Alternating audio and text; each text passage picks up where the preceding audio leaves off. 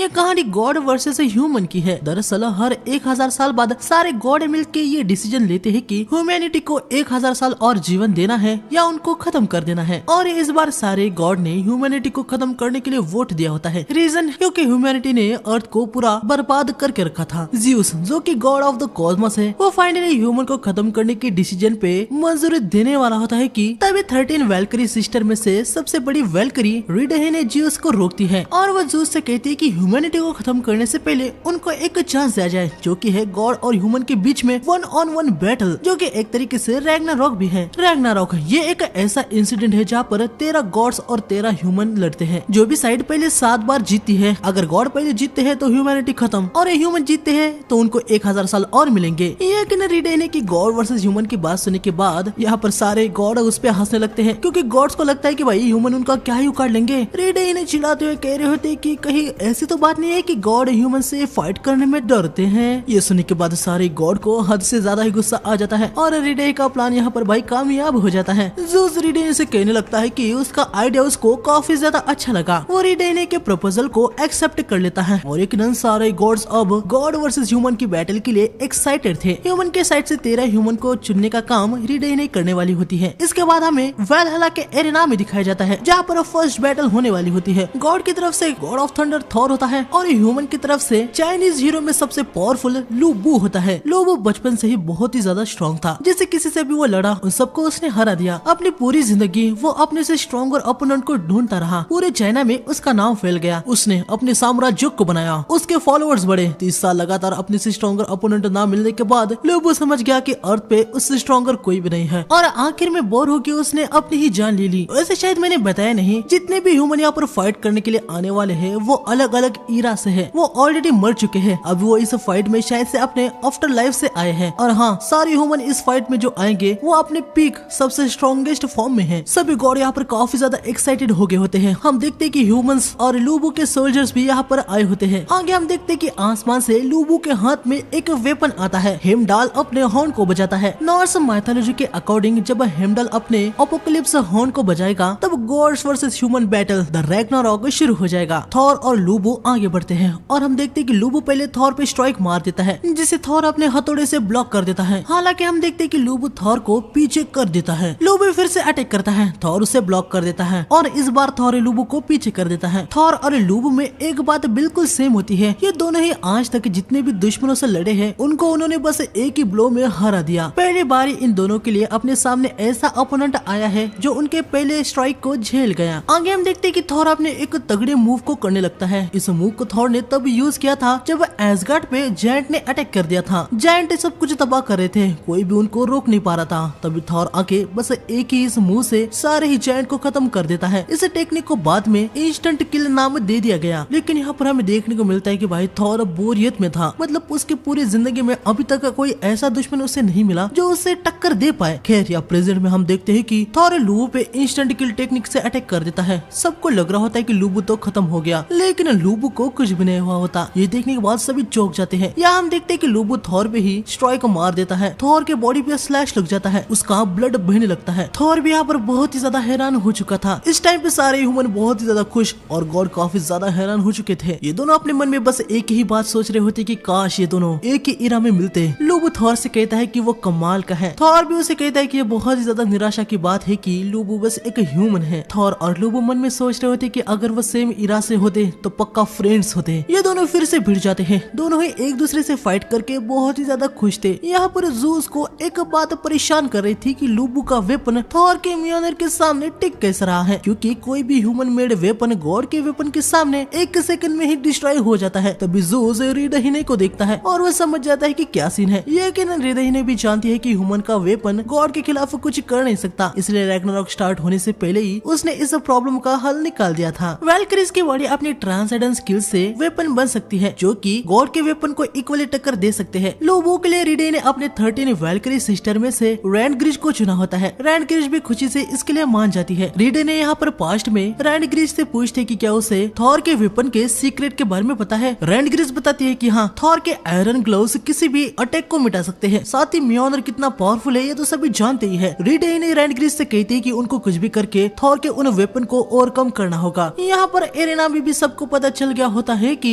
आखिरी लूबू के पास का वेपन थॉर के वेपन के सामने टिक्के से पा रहा है। रेनग्रिज ने लूबू के मेमोरी को एब्जॉर्ब करके उसके लिए एक परफेक्ट वेपन में ट्रांसफॉर्म हो जाती है। ये जो प्रोसेस है इसे वेलुंडर कहा जाता है। लूबू थॉर के ग्लव्स पे स्ट्राइक को मार देता है और हम देखते हैं कि वो टूटने लगते हैं। नॉर्स माइथोलॉजी के अकॉर्डिंग म्योनिर बहुत ही ज्यादा पावरफुल वेपन है। उसकी हीट से प्रोटेक्ट करने के लिए थॉर को इन जेंट ग्रैपर ग्लव्स को पहनना पड़ता था और हम देखते हैं कि वही ग्लव्स यहाँ पर अभी टूट जाता है। सारे गॉड ये देखने के बाद बहुत ही ज्यादा पैनिक हो जाते हैं। ये दोनों बहुत ही ज्यादा खुश हो जाती है। लूबू थॉर पे और स्ट्राइक मार के उसे पीछे कर देता है, लेकिन तभी हम देखते हैं कि म्योनिर बहुत ही ज्यादा हीट होने लगता है और उसके अंदर से दिल धड़कने जैसी आवाज आने लगती है। थॉर म्योनिर के पास आता है। आखिरकार तुम जाग गए हाँ म्योनिर। हम देखते कि म्योनिर टूट जाता है। उसके अंदर से फ्लैश जैसा मटेरियल पल्स होने लगता है। गोल ये देख के बहुत ज्यादा डर जाती है। वो कह रही होती है कि आखिर वो क्या है। यहाँ पर जूस बहुत ज्यादा खुश हो गया होता है कि फाइनली म्योनिर अवेक हो चुका है। जेट ग्रैपलर ग्लव्स की कहानी में एक मिसअंडरस्टैंडिंग है। वो ग्लव्स थॉर के म्योनिर की पावर को प्रोटेक्ट करने के लिए नहीं, बल्कि वो ग्लव्स म्योनिर के अवेक होने से पहले उसे क्रश करने के लिए थे। यानी एक प्रकार से कहा जाए तो वो थॉर की फुल पावर को रोकने के लिए थे। थॉर यहाँ पर अपने दूसरे ग्लव को भी निकाल देता है और म्योनिर को उठा लेता है। क्या नाम था तुम्हारा? हाँ लूबू, मेरे पास तुम्हारे लिए एक फेवर है, प्लीज मरना मत। थॉर म्योनिर को चार्ज करके लूबू की तरफ फेंकता है, लेकिन लूबू इसे भी डॉज कर देता है और वो थॉर पे स्ट्राइक मारने के लिए आ रहा होता है, लेकिन म्योनिर फिर से पीछे से लूबू की तरफ आने लगता है। लूबू इस बार भी उसे डॉज कर लेता है। थॉर म्योनिर को पकड़ के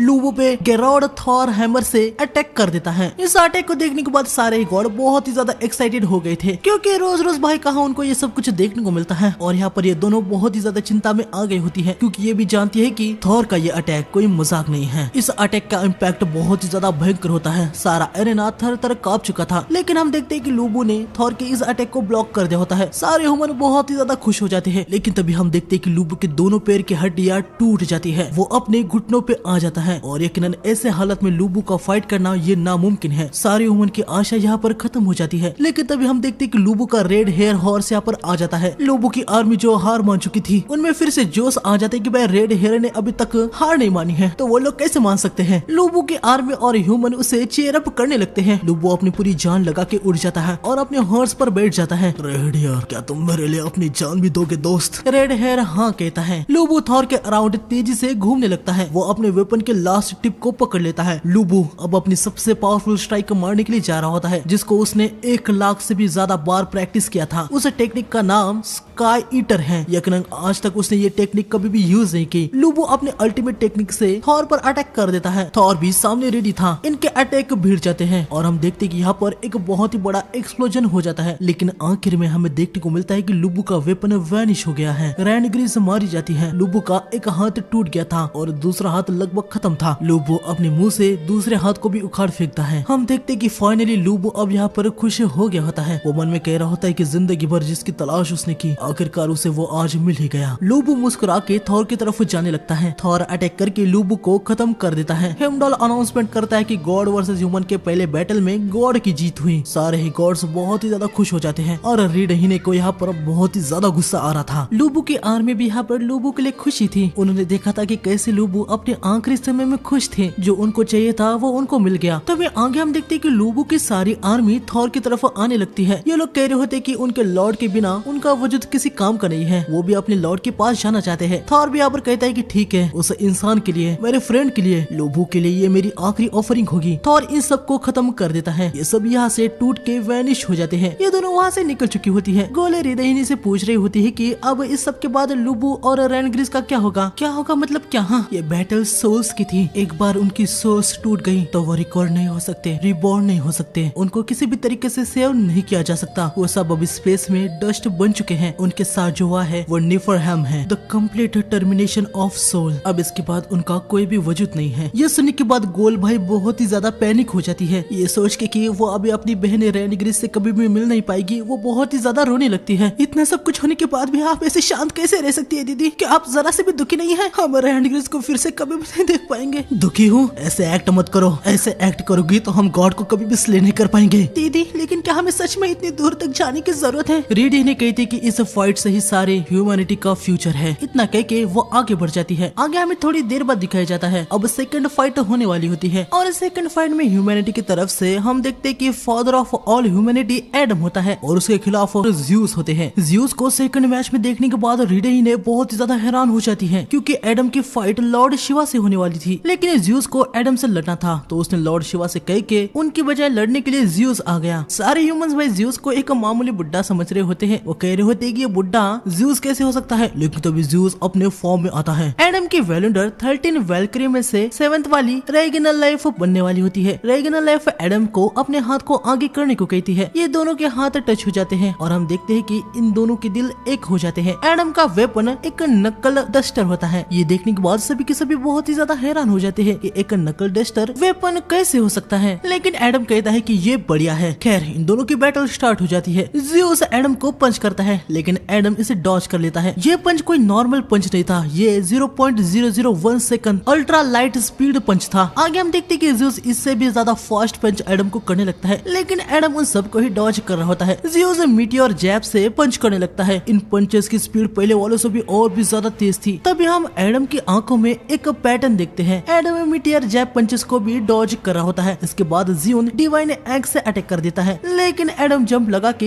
इसे भी डॉज कर देता है। ये देखने के बाद हर्मिस और एरेस जो कि गॉड ऑफ वॉर है बहुत ही ज्यादा हैरान हो जाते हैं। ज़्यूस एडम से कहता है कि वो बढ़िया है, लेकिन ऐसे भागने से कुछ नहीं होने वाला। एडम कहता है कि वो ये बात जानता है। तभी एडम सेम ज़्यूस की तरह जंप करने लगता है और सेम ज़्यूस की टेक्निक 0.001 स्पीड वाला पंच एडम ज़्यूस को मार देता है, जिससे ज़्यूस को चोट लग जाती है। ज़्यूस यहाँ पर परेशान हो जाता है कि एडम ने आखिर उसके मुंह को कैसे यूज कर लिया। एडम सारे ज़्यूस ने जो उस पे पंचेस किए थे वो ज़्यूस पे ही लैंड करने लगता है। इस बार अभी ज़्यूस उनको डॉज कर रहा होता है। तभी एडम मीटियोर जैब से भी ज़्यूस पे अटैक कर देता है, जो कि ज़्यूस को हिट हो जाते हैं। बस इतना ही नहीं, एडम डिवाइन एक्स से भी ज़्यूस को हिट कर देता है, जिससे ज़्यूस को तगड़ा डैमेज हो जाता है। सभी ह्यूमन भाई बहुत ही ज्यादा खुश हो रहे होते हैं। यहाँ पर रीडे से हमें पता चलता है कि एडम जो कि फर्स्ट ह्यूमन है, गॉड ने उसे अपनी कॉपी बनाया। एडम के पास डिवाइन रिफ्लेक्शन पावर है, जिससे वो किसी भी गॉड की टेक्निक को इमिट यानी कॉपी कर सकता है। ज़्यूस अपनी एक और टेक्निक को यूज करने लगता है। वो एडम से कहता है कि अब वो इसे भी कॉपी करके दिखाए। ज़्यूस बहुत ही तेजी से एडम के चारों तरफ घूमने लगता है और एडम पे हमला कर देता है, लेकिन एडम इसे भी डॉज कर देता है और तभी एडम ज़्यूस की टेक्निक को कॉपी करके ज़्यूस पर किक मार देता है, जिससे ज़्यूस दूर जाके पटक जाता है। ज़्यूस उड़ जाता है। अब वो अपनी बॉडी को और भी ज्यादा बड़ा करता है। ज़्यूस अभी एक बहुत ही ज्यादा पावरफुल टेक्निक का यूज करने के लिए जा रहा होता है। जब पहले ज़्यूस यंग था और अपने फादर क्रोनोस से लड़ा था, अपने फादर से लड़ते समय ज़्यूस ने अपने फादर से कोई भी हिट ना लेके उनको हर बार काउंटर किया और जीता, लेकिन क्रोनोस ने मरने से पहले ज़्यूस को एक बहुत ही भयंकर पंच मारा, जिससे ज़्यूस बहुत ही ज्यादा इंजर्ड हो गया। ज़्यूस ने अपने फादर के उस फाइनल ब्लो को तब सीख लिया। यह पंच टाइम के सारे लॉ को सरपास कर देता है। हम देखते हैं कि यहाँ पर समय रुक चुका होता है क्योंकि यह पंच समय से परे है। ज़्यूस इससे एडम पे अटैक कर देता है, लेकिन हम देखते हैं कि एडम उसको भी कॉपी करके उस अटैक को ज़्यूस पे हिट कर देता है। सबके सब यहाँ पर हैरान रह चुके थे कि आखिर यहाँ पर क्या हुआ। यकीनन समय के परे होने की वजह से कोई देख नहीं पाया था कि ज़्यूस ऐसे नीचे क्यों पड़ा है। खैर सारे ह्यूमन बहुत ही ज्यादा खुश हो गए होते हैं। हेमडाल अनाउंस कर रहा होता है कि गॉड वर्सेस मैन के सेकंड बैटल में ह्यूमन की जीत हो गई है, लेकिन तभी ज़्यूस उसे पकड़ लेता है और कहता है कि अभी नहीं। ज़्यूस अपने सर को सीधा कर लेता है। ज़्यूस उठ जाता है। एडम के इस पंच से ज़्यूस को काफी ज्यादा टोल पड़ चुका था। और ग्रैम्स अपने आप को ज्यादा पुश मत कीजिए। हाँ चलो मान लिया कि तुम्हारी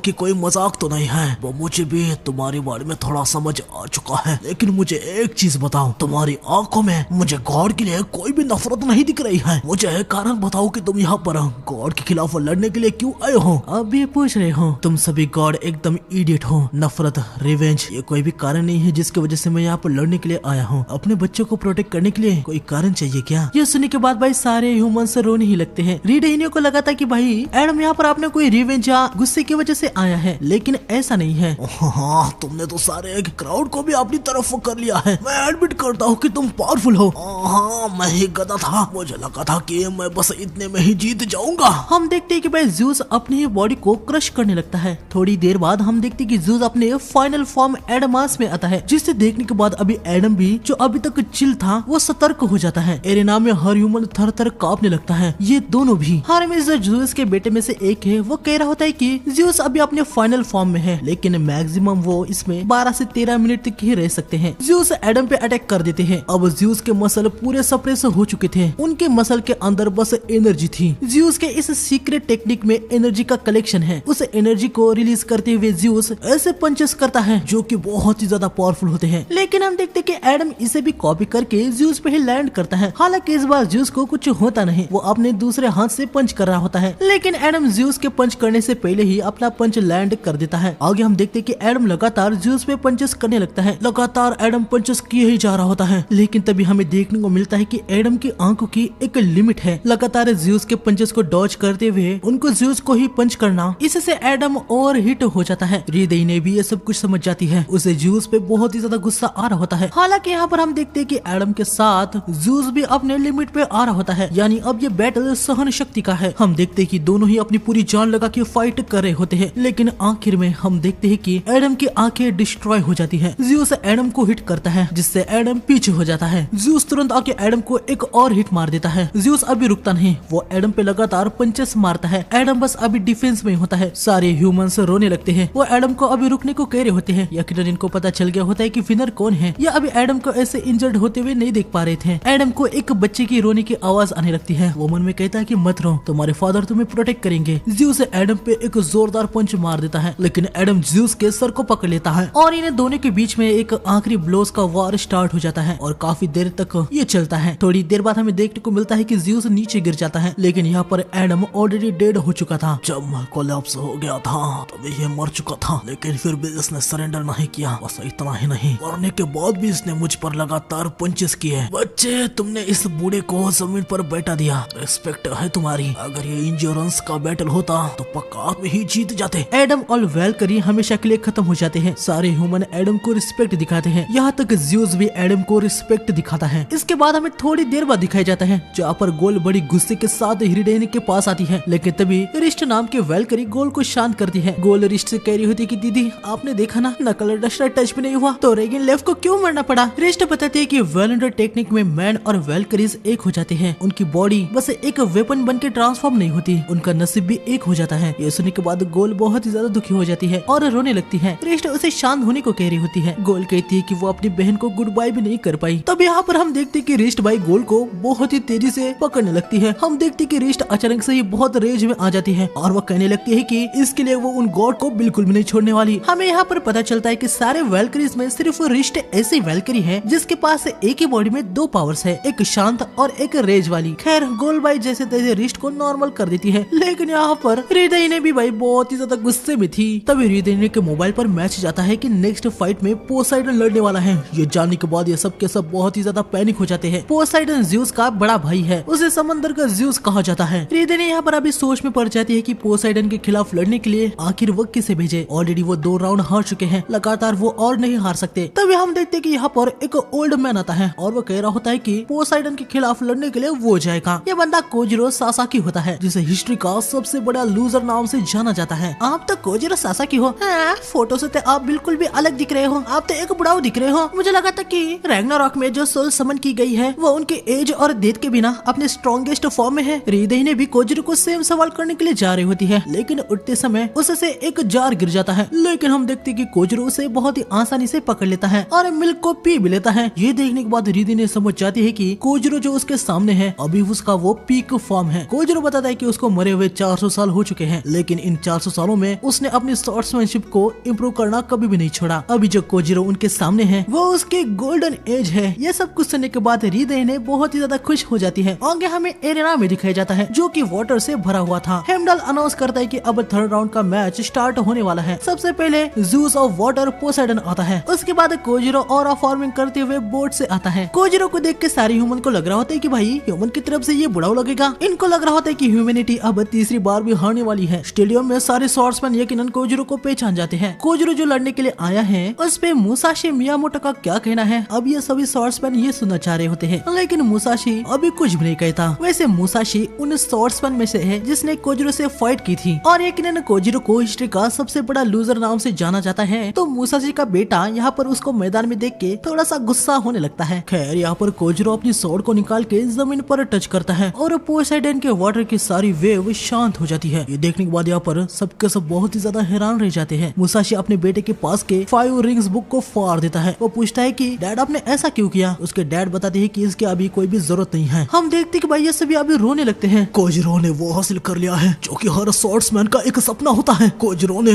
नंबर 1 अंडर द सन को हासिल कर लिया है। नंबर 1 अंडर द सन ये टाइटल उस स्वॉर्ड्समैन को दिया जाता है जो स्वॉर्ड्समैनशिप के पीक पे पहुंच गया। यानी कोजिरो अभी स्वॉर्ड्समैन में नंबर 1 पर है, उसके ऊपर कोई भी नहीं। पोसाइडन और कोजिरो आमने सामने होते हैं। हमें पोसाइडन के बारे में थोड़ा दिखाया जाता है कि भाई पोसाइडन में कोई भी फीलिंग्स वगैरह नहीं है। उसका मानना यह है कि गॉड को किसी की भी जरूरत नहीं होती क्योंकि वो सुप्रीम होते हैं और ह्यूमंस को पोसाइडन एक कचरा मानता है। इसके बाद हमें कोजिरो के पास्ट में दिखाया जाता है। बचपन से ही कोजिरो एक लूजर था। वो टोडा नाम के एक डोजो में बस नाम के लिए स्वॉर्ड्समैन की प्रैक्टिस करता था। यहाँ के एक स्वॉर्ड्समैन कागेकासु से कोजिरो कभी भी नहीं जीता। जैसे ही कोजिरो हारने लगता वो कह देता था कि भाई उसने हार मान ली। लेकिन इस डोजो के मास्टर को सेंस हो चुका था कि भाई कोजिरो में कुछ तो बात है। आगे हमें पता चलता है कि कोजिरो का असली टैलेंट नेचर में था। कोजिरो नेचर से सीखता था। नेचर के सीक्रेट में बीस्ट कैसे जीते हैं कोजिरो यह सब कुछ ऑब्जर्व करता था। इसके बाद हमें कुछ सालों बाद दिखाया जाता है जहाँ पर कोजिरो अभी अडल्ट हो चुका था। वो अभी बहुत ही ज्यादा मस्कुलर हो चुका था।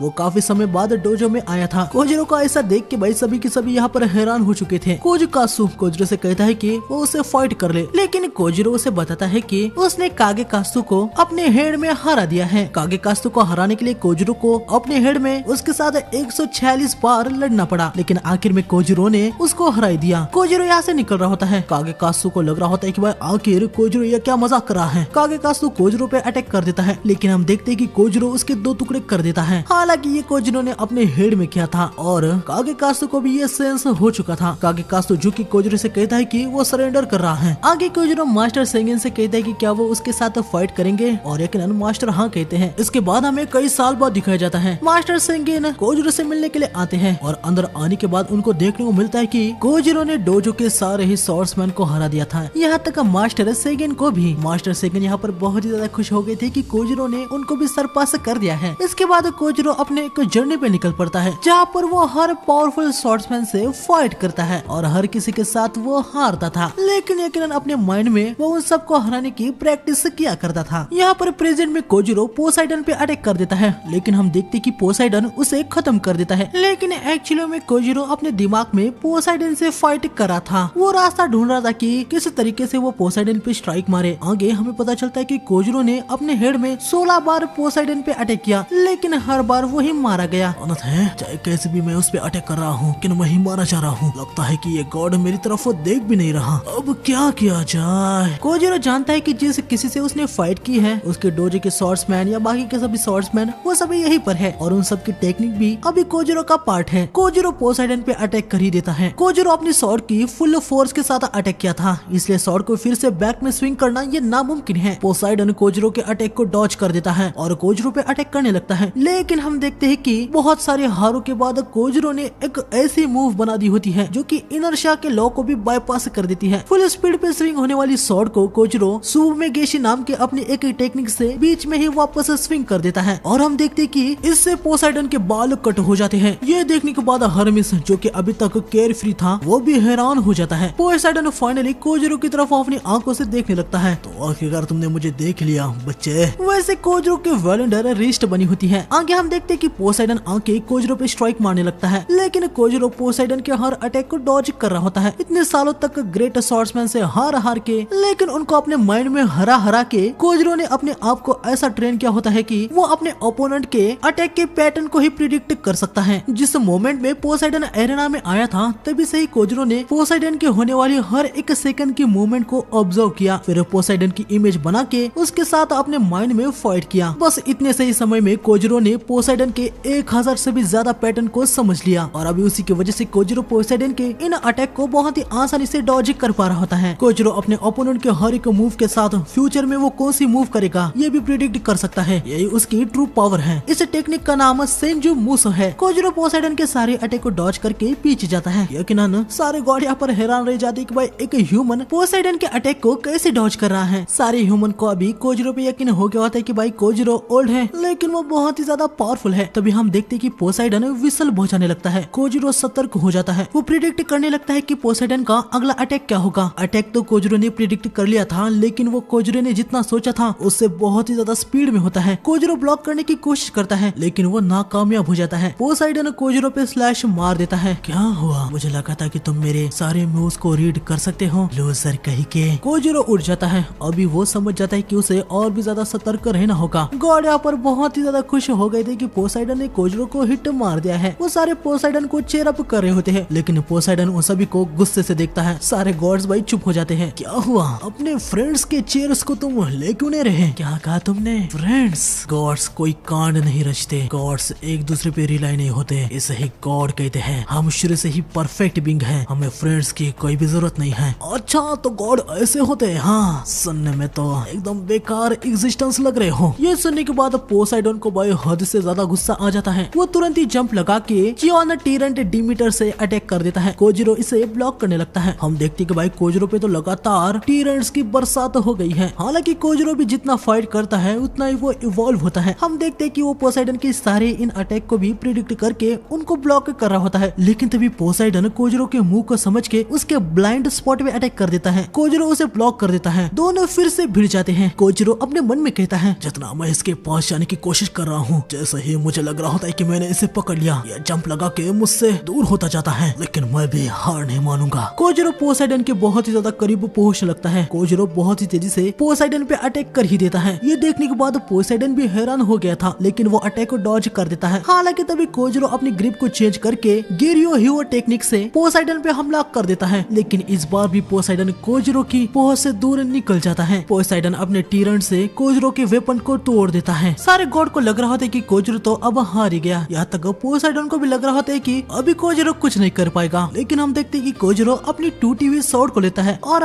स्वॉर्ड ग्लो होने लगती है। कोजिरो की वॉलेंडर रिस्ट होती है, और जैसे कि हमें पता ही है कि रिस्ट एक अकेली ऐसी वेलकरी है जिसके पास एक की बॉडी में 2 पावर्स है। हम देखते हैं कि यह स्वॉर्ड डुअल स्वॉर्ड में बदल जाती है और हर एक स्वॉर्ड में रिस्ट की एक पर्सनालिटी होती है। दोनों फिर से लड़ने के लिए तैयार हो जाते हैं। पोसाइडन अटैक कर ही देता है। डुअल स्वॉर्ड से कोजिरो पोसाइडन के हर एक मूव को ब्लॉक कर रहा होता है। डुअल स्वॉर्ड से लड़ना यह स्पेशलिटी मुसामोटो की होती है। कोजिरो ऑलरेडी इसके साथ भी लड़ चुका है। बस इतना ही नहीं, मरने के बाद भी कोजिरो ने अपने माइंड में 1000 बार से भी ज्यादा मुसाशी से फाइट कर रखी थी, और अभी वो मुसाशी की टेक्निक में उससे भी आगे है। बस इतना ही नहीं, कोजिरो अब यहाँ पर हर एक स्वॉर्ड्समैन के टेक्निक का यूज करके पोसाइडन से लड़ रहा होता है। और आगे हम देखते हैं कि आखिर में कोजिरो पोसाइडन पे बहुत ही सारे स्लैशेस मार देता है। हेमडाल और सारे गॉड यहाँ पर हैरान रह जाते हैं कि पोसाइडन जो कि समंदर का जूस है, वो आज पहली बार इतना इंजर्ड है, वो भी एक ह्यूमन के हाथों। सारे ह्यूमंस यहाँ पर बहुत ही ज्यादा खुश हो जाते हैं। लेकिन तभी आगे हम देखते हैं कि पोसाइडन फिर से विसल बजने लगता है। पोसाइडन अभी तक अपनी फुल पावर से लड़ ही नहीं रहा था। अभी वो अपने सारे इन बेकार से ट्रिक्स का यूज करने के बजाय सीधा ही फुल पावर के साथ कोजिरो पे स्लैश मार देता है। कोजिरो तुरंत शिंजुमुसो का यूज करता है, लेकिन इस बार पोसाइडन बहुत ही स्पीड से अटैक कर रहा होता है। कोजिरो इसे अवॉइड नहीं कर पा रहा होता। तभी पोसाइडन मेडुसा एलोप डेमीटर से कोजिरो पे हमला कर देता है, और ये अटैक भाई हद से ज्यादा स्पीड के होते हैं। कोजिरो भी हार नहीं मानता, वो अटैक को ब्लॉक करता रहता है। कोजिरो पोसाइडन पे वार करने की कोशिश कर रहा था, लेकिन फिर से पोसाइडन कोजिरो की पहुंच से आगे निकल चुका होता है। जब भी कोजिरो को लग रहा था कि वो समंदर के आखिर में पहुंच गया है, लेकिन समंदर और भी ज्यादा गहरा होता ही जा रहा था। कोजिरो अपने मन में कहता है कि क्या मैं बस इतना ही आगे जा सकता हूँ? ऐसा हारना मेरे लिए कुछ नया नहीं है, मैं इसका आदी हूँ। तभी हम देखते कि जितनों ने भी अभी तक कोजिरो से लड़ा था, वो सभी उसको आवाज देने लगते हैं। सारे ह्यूमन जो शुरू में कोजिरो को बस लूजर समझ रहे थे, वो सभी कोजिरो को चीयर अप कर रहे होते हैं। उन सभी की आवाज से कोजिरो जाग जाता है। हर बार ये मोमेंट होता है जहाँ पर कोजिरो हार जाता था। वो कभी अपनी ट्रू स्किल का यूज ही नहीं किया। कोजिरो पोसाइडन के अटैक को ब्लॉक कर ही देता है। इस बार मैं जीतना चाहता हूँ। ये वो मोमेंट था जब कोजिरो की स्वॉर्ड आखिर में समंदर के सबसे नीचे पहुंच गई थी। पोसाइडन फिर से अपना अटैक करता है, लेकिन अब कोजिरो उस लेवल में पहुंच गया है जहाँ पर उसको पोसाइडन के हर एक मूव के बारे में पता है। कोजिरो पोसाइडन के लाइट स्पीड वाले अटैक को हलवे की तरह डॉज करके पोसाइडन के पास आता है और उसके हाथ को काट देता है। पोसाइडन अपने दूसरे हाथ से टीरिन को पकड़ता है और अटैक करने लगता है, लेकिन कोजिरो उसके दूसरे हाथ को भी काट देता है। लेकिन भाई पोसाइडन भी हार नहीं मानता। वो अपने मुंह में टीरिन को लेके अटैक करता है। कोजिरो पोसाइडन के सीने में स्लैश मार देता है। पोसाइडन के 2 टुकड़े हो जाते हैं, वो मर जाता है और फाइनली ह्यूमंस एक मैच को जीत ही जाते हैं। यकीनन सारे ह्यूमन बहुत ही ज्यादा खुश हो गए होते हैं और सारे गॉड यहाँ पर दंग रह जाते हैं कि एक ह्यूमन ने एक गॉड को खत्म कर दिया। कोजिरो भी भाई बहुत ही ज्यादा थक गया था,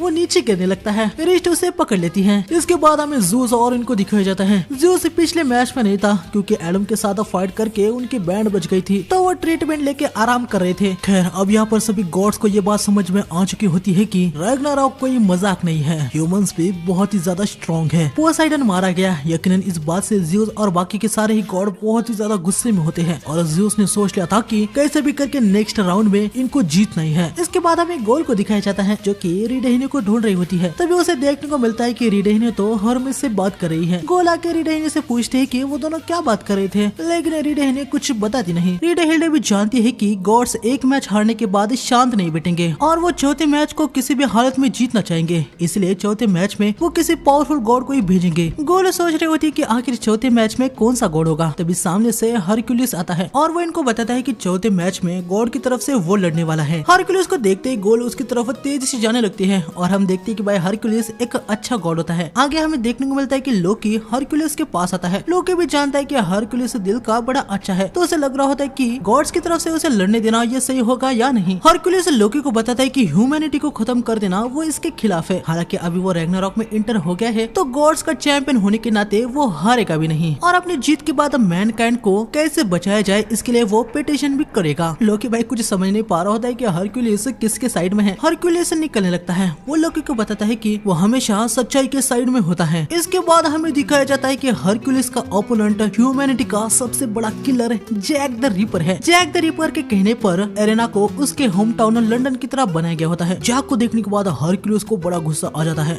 वो अपने मन में कहता है आखिर ये क्यों? लोबो, एडम और कोचरो ये सभी ह्यूमैनिटी को रिप्रेजेंट करने के वर्दी थे। जिस तरह से वो लड़े गॉड भी उनसे इम्प्रेस हो गए, तो मुझे इससे क्यों लड़ना होगा? मैनकाइंड भी अभी समझ नहीं पा रही होती कि भाई अभी वो किसको सपोर्ट करे। हमें हरक्यूलिस के बारे में बताया जाता है। हरक्यूलिस पहले एक नॉर्मल सा ह्यूमन था जो कि थीबस नाम के एक सिटी में रहता था। पहले उसका नाम एलाकेडिस था। बचपन से हरक्यूलिस दिल का बहुत ही अच्छा था। वो कभी भी बुराई को सहन नहीं कर पाता था। भले वो बहुत ही ज्यादा कमजोर था लेकिन हमेशा सच्चाई की तरफ और बुराई का सामना किया करता था। जब भी हरक्यूलिस को चॉइस मिलती थी वो हमेशा हार्ड वाला रास्ता ही चुनता था। आगे काफी साल बाद हरक्यूलिस काफी ज्यादा स्ट्रॉन्ग बन गया। 2020 में जब वो वालहला में ह्यूमंस को 1000 साल जिंदगी देनी है या नहीं इस पे मीटिंग चल रही थी, तो यहाँ पर ह्यूमंस को यकीनन 1000 साल मिल गए होते हैं। लेकिन थीबस में होने वाली इंजस्टिस को देख के कुछ गॉड कह रहे होते हैं कि उस सिटी के ह्यूमंस को सबक सिखाना चाहिए। थीबस ये टेरिटरी एरेस के अंडर आती थी तो वो वहाँ पर जाने वाला था। आगे हम देखते कि एरेस अपने डिवाइन आर्मी के साथ थीबस में आ गया होता है। वो सारे ह्यूमन से कहता है कि उन्होंने जो कांड यहाँ थीबस में किए हैं आज उसकी सजा सारे ह्यूमन को मिलने वाली है। सारे ह्यूमन यहाँ पर डर चुके होते हैं। यकीनन गॉड से भिड़ना इसके बारे में वो सोच भी नहीं सकते। लेकिन अकेला हरक्यूलिस सामने खड़ा हो जाता है। हरक्यूलिस एरेस पे अटैक करने के लिए आता है लेकिन वो किक मार के उसे पीछे पटक देता है। लेकिन हरक्यूलिस हार नहीं मानता। वह रुक जा, मैं तुम्हें आगे नहीं जाने दूंगा। हाँ ऐसी बात है, एक ह्यूमन होने के बावजूद भी तुम्हें काफी दम है। मुझे तुम पसंद आ गए। हमारे सामने झुक जाओ, हम तुम्हारी जान बख्श देंगे।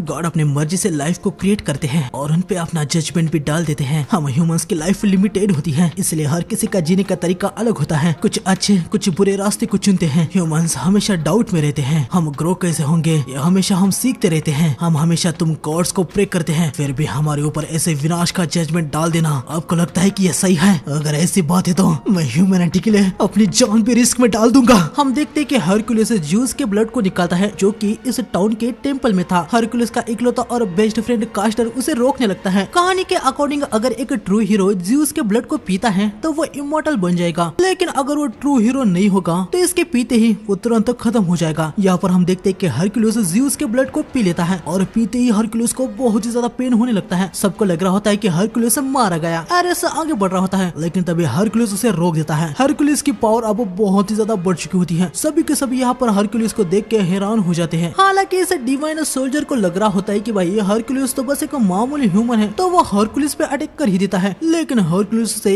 एक ही वार में पटक देता है। ये पावर कोई शक की बात ही नहीं है, ये मेरे फादर ज़्यूस की पावर है। सारे डिवाइन सोल्जर अटैक करने के लिए आ जाते हैं। आगे हमें थोड़ी देर बाद दिखाया जाता है जहाँ पर हम देखते हैं कि हरक्यूलिस ने सारे डिवाइन सोल्जर को हरा दिया था। उसने तो एरेस की भी हालत खराब कर दी होती है। एरेस हरक्यूलिस पे पंच करता है। हरक्यूलिस सीधा उसे अपने सर से रोकते हुए एरेस के मुंह पे पंच जड़ देता है। दोनों फिर से भिड़ने जाते हैं लेकिन तभी ज़्यूस आके इनको रोक देते हैं। यकीनन ज़्यूस को सब पता चल गया होता है कि हरक्यूलिस ने उसके ब्लड को पिया है, फिर भी वो जिंदा है। ज़्यूस हरक्यूलिस को बताता है कि वो गॉड बनेगा। ये सुनने के बाद सभी के सभी हैरानी हो जाते हैं। क्या मैं और एक गॉड? हाँ, तुम्हें यहाँ अर्थ में छोड़ दिया जाए तो इससे बस दिक्कत ही होगी। साथ में तुम सच्चाई को प्रोटेक्ट करना चाहते हो है ना? गॉड बनने के बाद तुम्हारे लिए ये करना परफेक्ट होगा। हरक्यूलिस गॉड बनने के लिए तैयार हो जाता है लेकिन वो ज़्यूस से एक कंडीशन मांगता है कि वो फिर से कभी कभी भी ह्यूमैनिटी को खत्म नहीं करेंगे। ज़्यूस कहते हैं कि जब तक ह्यूमन सच्चाई और भलाई के साथ रहते हैं तो वो उनको कुछ नहीं करेंगे। इसके बाद 4000 साल तक गॉड्स अर्थ के किसी भी मैटर में इंटरफियर नहीं किए। आगे जाके हरक्यूलिस को ज़्यूस के बेटे का ओहदा भी मिल गया। इसके बाद हमें जैक द रिपर के बारे में दिखाया जाता है। जैक बचपन से ही बहुत ही गरीब था। जैक के पास एक आई होती है जिससे वो ह्यूमन के इमोशन को देख पाता था, जैसे रेड कलर मतलब गुस्सा, ब्लू मतलब जैसे खुद को कोई महान समझने वाला। सिर्फ उसके मॉम के अंदर से ही उसको एक गोल्डन लाइट दिखती थी जो कि प्यार और काइंडनेस की थी। लेकिन आगे हमें पता चलता है कि जैक के मॉम को जैक के पहले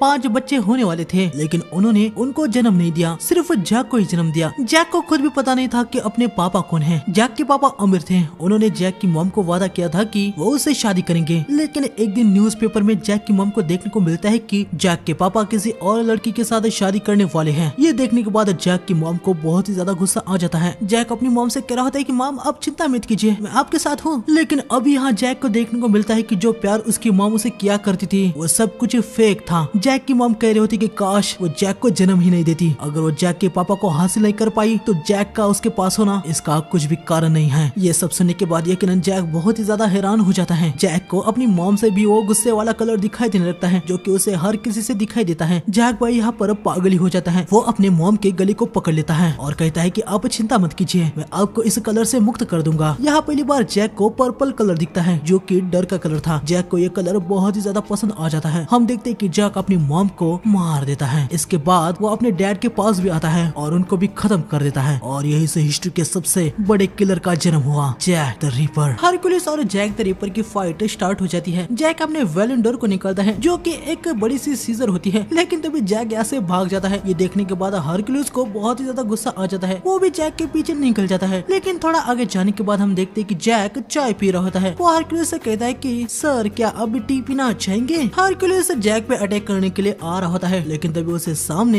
एक वायर दिख जाता है। हरक्यूलिस उसे पकड़ लेता है, लेकिन तभी उस पे काफी सारे वेपन से अटैक हो जाता है, लेकिन हरक्यूलिस उन सबको काउंटर कर लेता है। बेवकूफ कहीं के, गैरिडा हिल्डी ने तुम्हें बताया नहीं है कि कोई भी ह्यूमन मेड वेपन गॉड्स को एक स्क्रैच भी नहीं लगा सकते। सर मेरा नेचर यह है कि मैं किसी भी चीज पे यकीन करने से पहले उसे खुद टेस्ट करता हूँ। हरक्यूलिस जैक पे अटैक करने के लिए जा रहा होता है, तभी जैक एक गन निकाल के फायर करता है। ये एक हुक वाली गन थी। जैक हरक्यूलिस से दूर हो जाता है, लेकिन तभी हरक्यूलिस एक बड़ी सी जंप लगा के जैक पे अटैक कर देता है। जैक अटैक को अपने वेलेंडर से ब्लॉक करता है। हालांकि हम देखते हैं कि सीजर यहाँ पर टूट जाती है। जैक हरक्यूलिस से दूर हो जाता है और अपनी जेब से कुछ वेपन निकाल रहा होता है। मैंने तुमसे कहा है ना कि कोई भी ह्यूमन मेड वेपन मेरा कुछ भी नहीं उखाड़ सकता। जैक नाइफ को हरक्यूलिस के ऊपर फेंकता है। हरक्यूलिस बिना फिक्र किए हुए आगे बढ़ता है, लेकिन हम देखते हैं कि ये नाइफ्स हरक्यूलिस को इंजर्ड कर देते हैं। यकीनन ये देखने के बाद सभी के सभी हैरान हो चुके थे। आखिर ये कैसे? हाँ, मैंने कहा था कि वो सीजर्स मेरे वेलेंडर हैं, लेकिन वो एक झूठ था। हैरान हो गया कि अब उस झूठ में इतने आसानी से फंस गए। सर मतलब ये नाइफ्स तुम्हारे वेलेंडर हैं? मेरा वेलेंडर ये वेपन प्रोड्यूसिंग पॉकेट है, लेकिन दिक्कत की बात ये है कि ये पॉकेट उनके साइज से ज्यादा बड़े वेपन्स नहीं बना सकते। हरक्यूलिस नाइफ को निकाल देता है। जैक और भी नाइफ को फेंकता है, लेकिन इस बार हरक्यूलिस अपने वेपन से उनको ब्लॉक कर देता है। हालांकि जैक इन्फोनाइट नाइफ को प्रोड्यूस कर सकता है। वो लगातार ये हरक्यूलिस पे नाइफ से अटैक कर रहा होता है और कुछ नाइफ हरक्यूलिस को हिट हो रहे होते हैं, लेकिन आगे हरक्यूलिस अटैक को ब्लॉक करते हुए आगे बढ़ता है और जैक के करीब आके उस पे अटैक कर देता है। जैक अम्ब्रेला को बना के उसे घुमाता है और हरक्यूलिस के अटैक को पैरी कर लेता है। हरक्यूलिस अब होल्ड बैक करना बंद कर देता है। वो अपने नेमियन लियोन स्किल से अटैक कर देता है। हरक्यूलिस अपने अम्ब्रेला से इस अटैक को भी ब्लॉक करने लगता है, लेकिन अम्ब्रेला टूट जाता है और वो पीछे दीवार पे पटक जाता है। जैक का शोल्डर टूट गया था, लेकिन वो उसे बस थोड़ा सा हिला के फिक्स कर देता है और अपने दोनों पॉकेट का यूज करके वो एक बड़ा सा वेपन बना देता है। जैक हरक्यूलिस पे अटैक कर देता है, जिसे हरक्यूलिस आराम से ब्लॉक कर देता है। जैक पीछे जाके अपने वेपन के मोड को चेंज करके हरक्यूलिस पे वार करता है। हरक्यूलिस उसे डॉज कर लेता है। जैक फिर से अपना नाइफ से अटैक करना शुरू कर देता है। हरक्यूलिस उन सबको काउंटर करके जैक पे ही अटैक कर देता है, लेकिन जैक हुक वाली गन का यूज करके हवा में आ जाता है और हरक्यूलिस पे अटैक करने लगता है। लेकिन जैक चाहे कितने भी अटैक क्यों न करा था, हरक्यूलिस उसके हर एक अटैक को डॉज और ब्लॉक कर रहा होता है। आगे हरक्यूलिस जैक के नाइफ को अपने हाथ से ही ब्लॉक करके उस पे अटैक कर देता है, लेकिन जैक अचानक से ही हवा में जंप लगा देता है। एक्चुअली में जैक पियानो वायर की हेल्प से ऐसा कर पा रहा था। जैक ने इस हर जगह पे पियानो वायर को फैला दिया था। तभी जैक अपनी नाइफ को ऊपर वायर पे फेंकता है। हम देखते कि इस वायर का यूज करने के बाद वो नाइफ को बहुत ही ज्यादा तेज करके हरक्यूलिस पे अटैक कर देता देता है। अटैक्स रैंडमली कहीं से भी हो रहे थे, इसलिए हरक्यूलिस को उनको डॉज या ब्लॉक करना ये मुश्किल हो रहा था। हरक्यूलिस के लिए भी इतने ज्यादा इंजरीज को लेना ये ठीक नहीं था। हरक्यूलिस सारे नाइफ को निकाल देता है। जैक फिर से सामने से अटैक कर देता है, लेकिन इस बार हरक्यूलिस यहाँ पर हेरक्यूल एक्सोडस के 6th level gas summoning wide का यूज करके जैक के नाइफ को उसी की तरफ कर देता है। जैक अपने क्लोथ का यूज करके नाइफ से बच जाता है, लेकिन एक नाइफ वायर पे भी लग जाता है। वायर टूट जाता है। जैक के पैर में भी एक नाइफ घुस जाता है, साथ ही एक नाइफ उसके आंख पे भी लग जाता है और जैक के आंख पे जो वॉच थी वो टूट जाती है। तुम अपनी इस ट्रिक से मुझे कभी भी नहीं हरा पाओगे।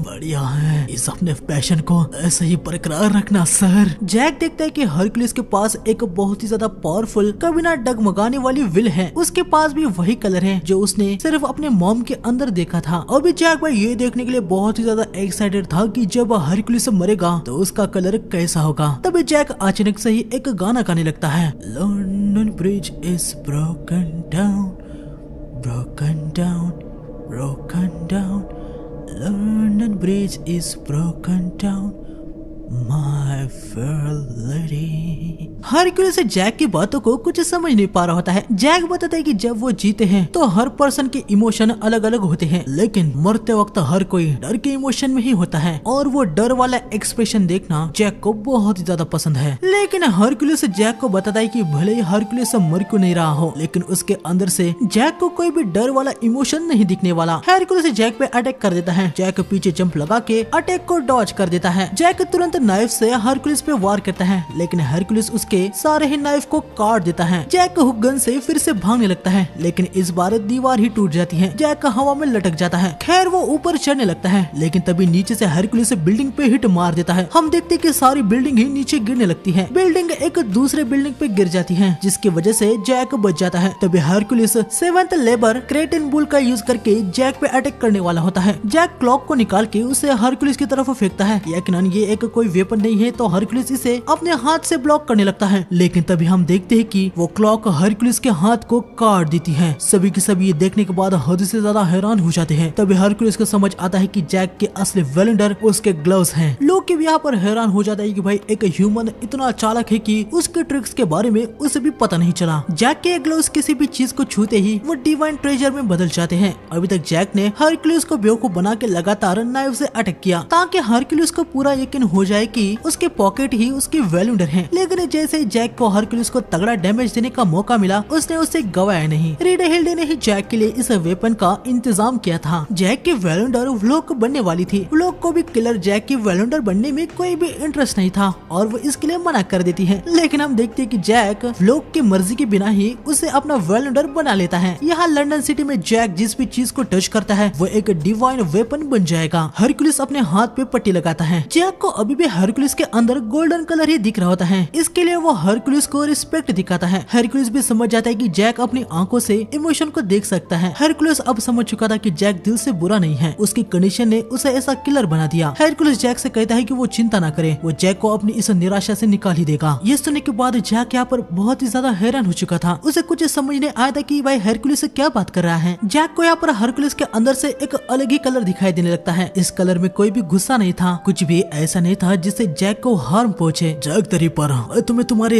इन सफरिंग से बचाऊंगा। हरक्यूलिस अपने वेपन को फेंकता है और हेडिस के हॉर्न को समन करता है। हेडिस के हॉर्न हरक्यूलिस के साथ मर्ज हो जाते हैं। यह हरक्यूलिस का आखिरी 12th लेबर फॉर्म होता है। ये बहुत ही ज्यादा पावरफुल फॉर्म होता है, लेकिन इसके साइड इफेक्ट भी हैं। ये फॉर्म हरक्यूलिस के अपोनेंट को खा जाते हैं, लेकिन अगर अपोनेंट को टाइम पे नहीं खाया गया तो ये हरक्यूलिस को ही कंज्यूम कर लेते हैं। हरक्यूलिस जैक पे अटैक कर देता है। जैक उसे डॉज कर देता है। हम देखते कि ये अटैक बहुत ही ज्यादा पावरफुल था। जैक टूटे हुए पत्थरों को हरक्यूलिस पे फेंकता है, लेकिन अब हरक्यूलिस उनको बहुत ही आसानी से डिस्ट्रॉय कर देता है। हरक्यूलिस फिर से अटैक करने के लिए आ जाता है। जैक पीछे जंप लगा के अटैक को डॉज कर लेता है, लेकिन हरक्यूलिस रुकता नहीं। वो जैक पे एक और हिट मारने के लिए आता है। जैक नीचे गिरते हुए आयरन प्लेट को डिवाइन वेपन बना देता है। हालांकि हरक्यूलिस उसे एक हिट में ही तोड़ देता है। हरक्यूलिस अपने आर्म की पूरी स्ट्रेंथ एक जगह पे लाके हमला कर देता है, लेकिन जैक हरक्यूलिस के हाथ पे जंप लगा के उसके पीछे चला जाता है। हरक्यूलिस अब रुकता नहीं, वो फिर से अटैक स्ट्राइक करने के लिए आ जाता है। जैक गटर के ढक्कन को शील्ड की तरह यूज करता है, हालांकि इसका कोई भी फायदा नहीं होता। ढक्कन टूट जाता है और हरकुलिस जैक पे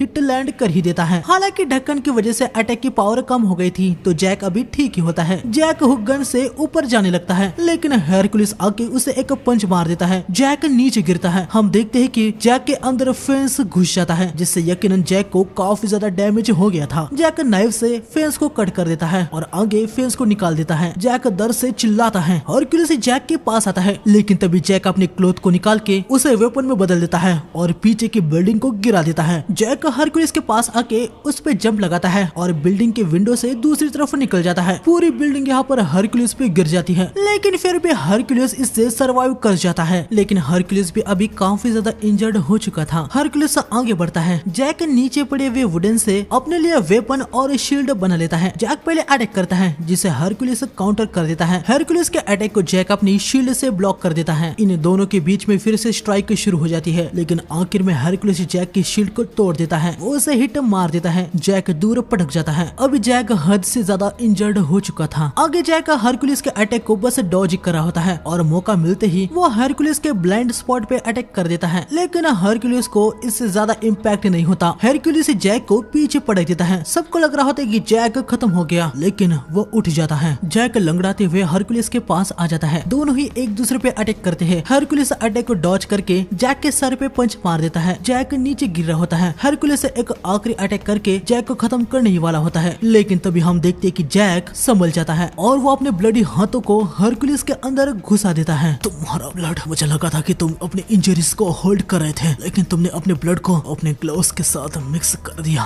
और मैंने अपने ब्लड को डिवाइन ट्रेजर में ट्रांसफॉर्म कर दिया। तुम आखिर तक इम्प्रेसिव रहे जैक। अभी मेरे दिल का कलर क्या है? क्या वो चेंज हुआ? मैं हार गया सर। मैं कभी भी नहीं बदलूंगा। हमेशा ये याद रखना, हर वक्त मैं ह्यूमंस को प्यार करता हूँ। हरकुलिस जैक को गले लगाता है। आगे हम देखते हैं कि हरकुलिस हमेशा के लिए खत्म हो जाता है। हेमडाल अनाउंसमेंट कर देता है कि गॉड वर्सेस ह्यूमन के 4th बैटल में ह्यूमंस की जीत हुई। जैक के वेलेंडर बाहर आती हैं और वो जैक से पूछते हैं कि गॉड को मार के आखिर उसे कैसा फील हो रहा है। जैक यहाँ पर पहली बार अपने जीवन में इमोशनल वाले इमोशन को फील कर रहा था। उसे पता नहीं चल रहा था कि आखिर ये क्या है। वो अपने मन में कहता है कि अगर मेरे पास एक विश मांगने की होती तो मैं ये मांगता कि मैं आपको फिर से देख पाऊँ। हरकुलिस ने जैक से जो वादा किया था अंत तक वो उसे निभाया। जैक के अंदर की ह्यूमैनिटी वाले एहसास को उसने जगाया और जैक को निराशा से मुक्त कर दिया। खैर अब लोग देखते हैं कि भाई उसके पूरे बॉडी में तो ब्लड लगा हुआ है। वो यहाँ से जाने लगती है। तुम्हारी वजह से अब मुझे शावर लेना पड़ेगा और हाँ तुम भी जल्दी से इन्फॉर्मर में जाओ, समझे लिटिल बॉय। इतना कह के लोग यहाँ से निकल जाती है। जैक भी निकल रहा होता है, लेकिन एरेना से बाहर आते ही ह्यूमंस और गॉड दोनों ही उस पे पत्थर मारने लगते हैं। लेकिन अब जैक को इससे कोई भी गुस्सा नहीं था। बिना अपने आंख के यूज किए भी जैक समझ चुका था कि ह्यूमंस के इमोशंस ऐसे ही होते हैं। जैक मुस्कुराते हुए आगे बढ़ता है। गोल यहाँ पर हरकुलिस हमेशा के लिए खत्म हो गया है। इससे बहुत ही ज्यादा रोने लगती है। अभी आप खुश है कि उस मर्डरर ने हरकुलिस को मार दिया? रीडहिल्डे कुछ भी ना कह के आगे बढ़ती है। वो अपने एक रूम में आती है। हमें यहाँ पर देखने को मिलता है कि गोल के सामने वो कितनी भी स्ट्रिक्ट दिखती है, लेकिन रियलिटी में रीडहिल्डे भी बहुत ही ज्यादा दुखी थी। ह्यूमंस और आज हरकुलिस को मारा गया। हम देखते हैं कि रीडहिल्डे अपने तरीके से उनको श्रद्धांजलि देती है। रीडहिल्डे बहुत ही ज्यादा रोते हुए कहते हैं कि हरकुलिस, ये सब कुछ खत्म होने के बाद मैं भी तुम्हारे पास आऊंगी। हरकुलिस की डेथ से सारे गॉड यकीनन बहुत ही ज्यादा दुखी थे। ह्यूमंस भी लगातार 2 बार जीत गए। ज़्यूस को भाई से बहुत ही ज्यादा गुस्सा आ जाता है। थोड़ी देर बाद हमें लोकी को एक बगीचे में दिखाया जाता है, जहाँ पर हम देखते हैं कि लोकी ने बुद्धा को बुलाया होता है। लोकी को पता चल क्या होता है कि वेलेंडर भले ही पावरफुल होते हैं, लेकिन वो इतने पावरफुल नहीं होते कि गॉड को इंजर्ड यहाँ तक उनको स्ले भी कर दे। हालांकि उनको बुद्धा की समावादना टेक्निक से उस लेवल तक पावरफुल बनाया जा सकता है। इसीलिए लोकी बुद्धा से पूछता है कि क्या बुद्धा ने ही वेलेंडर को उतना स्ट्रॉन्ग बनाया है? बुद्धा हाँ कहते हैं। ये सुनते ही लोकी को बहुत ही ज्यादा गुस्सा आ जाता है और वो कहता है कि वो बुद्धा को खत्म कर देगा। ये दोनों अपने ऑरा को अनलिश करते हैं, लेकिन तब यहाँ पर 7 गॉड ऑफ फॉर्चून आते हैं। ये 7 गॉड भी बुद्धा को ट्रेटर कह रहे होते हैं और वो बुद्धा से कहते हैं कि अब वो उन पे जजमेंट करने वाले हैं, लेकिन बुद्धा भाई इनको जरा सा भी भाव नहीं देते। लोग भी इनके साथ मिलके बुद्धा के खिलाफ हो जाता है। बुद्धा अपने पावर को अनलिश करते हैं और कहते हैं कि वो अकेले ही उन सभी को निपटा देंगे। बुद्धा के ऑरा को देखने के बाद ये सभी बहुत ही ज्यादा पैनिक हो जाते हैं। तभी बुद्धा का साथ देने के लिए कोजरो और दूसरे 2 ह्यूमंस भी यहाँ पर आते हैं। यकीनन कोजरो को देख के ये सभी डर गए होते हैं। कोजरो और ये जो दूसरे ह्यूमन आए होते हैं वो बुद्धा के साइड में थे। अब इन दोनों ग्रुप में में फाइट होने वाली होती है। लोकी अटैक कर रहा होता है, लेकिन ये लोकी को रोक के बुद्धा पे अपनी गन से अटैक कर देता है। हालांकि बुद्धा अपनी एक टेक्निक से उस अटैक को डॉज कर देते हैं। ये देखने के बाद ये बंदा पूरी तरीके से हैरान हो चुका था। आगे इनकी फाइट और भी ज्यादा खतरनाक लेवल पे बढ़ रही होती है, लेकिन तब यहाँ पर ज़्यूस और ओडिन आके इनको रोक देते हैं। ओडिन अपने ऑरा को फॉर्म करते हुए इन सभी को निकलने को कहते हैं। लोकी और वो 7 गॉड पैनिक हो जाते हैं और चुपचाप यहाँ से निकल जाते हैं। आगे तीनों भी नेक्स्ट मैच देखने के लिए निकल जाते हैं। ज़्यूस बुद्धा से कहते हैं कि बुद्धा कोई दिक्कत खड़ी ना करे। ये सुन के बुद्धा भाई हंसने लगते हैं। ज़्यूस भी हंस रहा होता है। बुद्धा यहाँ से निकल रहे होते हैं। जाते हुए वो ज़्यूस से कहते हैं कि पूरे हेवन और अर्थ में सिर्फ एक ही है जो बुद्धा को क्या करना है वो बता सकता है, और वो कोई और नहीं बल्कि बुद्धा खुद है। खैर इसके बाद हमें पता चलता है कि नेक्स्ट मैच किनके बीच में होने वाला है। गॉड की तरफ से शिवा होते हैं और ह्यूमन की तरफ से जापान का सबसे ताकतवर सुमो रेसलर राइडन होता है। रिडे हिल्डे यहाँ पर राइडन के पास आई होती है। वो उसे बताती है कि नेक्स्ट मैच में अब उसे लड़ना है। राइडन पूछता है कि वो किसके साथ मर्ज होने वाला है, मतलब वो अपने वेलुंडर के बारे में पूछ रहा था। रिडे हिल्डे थ्रूड नाम की वेलकरी को बुलाती है, जो कि भाई राइडन से भी बहुत ही ज्यादा बड़ी होती है। थ्रूड को लग रहा होता है कि उसे देखने के बाद राइडन पूरा हैरान हो चुका होगा, लेकिन थ्रूड को देखते ही राइडन को उससे प्यार हो जाता है। वो थ्रूड से कहता है कि उसे बड़ी वुमन से बहुत ही पसंद है। राइडन थ्रूड के गले ही लग जाता है। थ्रूड कह रही होती है कि राइडन अपने ये जोक्स बंद कर दे, लेकिन राइडन कहता है कि वो कभी भी जोक्स नहीं करता। भाई थ्रूड भी यहाँ पर राइडन के प्यार में पड़ जाती है। ये देखने के बाद गोल बहुत ही ज्यादा हैरान हो जाती है, क्योंकि आज तक थ्रूड ने ऐसे लड़के वाले एक्सप्रेशन नहीं दिखाए थे। वो हमेशा मर्दान ही रहती थी। इसके बाद हमें एरेना में दिखाया जाता है, जहाँ पर सबसे पहले राइडन आता है। उसके बाद यहाँ पर शिवा आते हैं। इनके मैच शुरू होने से पहले हमें राइडन के बारे में थोड़ा बताया जाता है। साल 1767 के जनवरी मंथ में शिनाओ प्रोविंस नाम के एक गांव में राइडन का जन्म हुआ था। हालांकि अपने जन्म के 3 साल बाद भी राइडन चल नहीं पाता था। राइडन की मॉम और डैड को इसके पीछे का कारण कुछ पता नहीं था, लेकिन एक दिन जब राइडन की मॉम डैड काम करके घर वापस आते हैं, वो देखते कि राइडन चलने की कोशिश करता है। हालांकि थोड़ा सा आगे आने के बाद राइडन की हड्डियां टूटने लगती है। राइडन कोई कमजोर नहीं था, न ही उसकी हड्डियां कमजोर थी, बल्कि उसकी मसल हद से ज्यादा ही स्ट्रॉन्ग थी। उसकी अंदरूनी मसल्स उसके हड्डियों को कुचल रही थी। उसकी मसल वो कारण था जिसकी वजह से वो चल तक नहीं पाता था। लेकिन कुछ समय बाद वही मसल्स राइडन के बॉडी में 100 लेयर्स बना देती है, जो कि 100 सील्स होती है। इसकी वजह से राइडन अब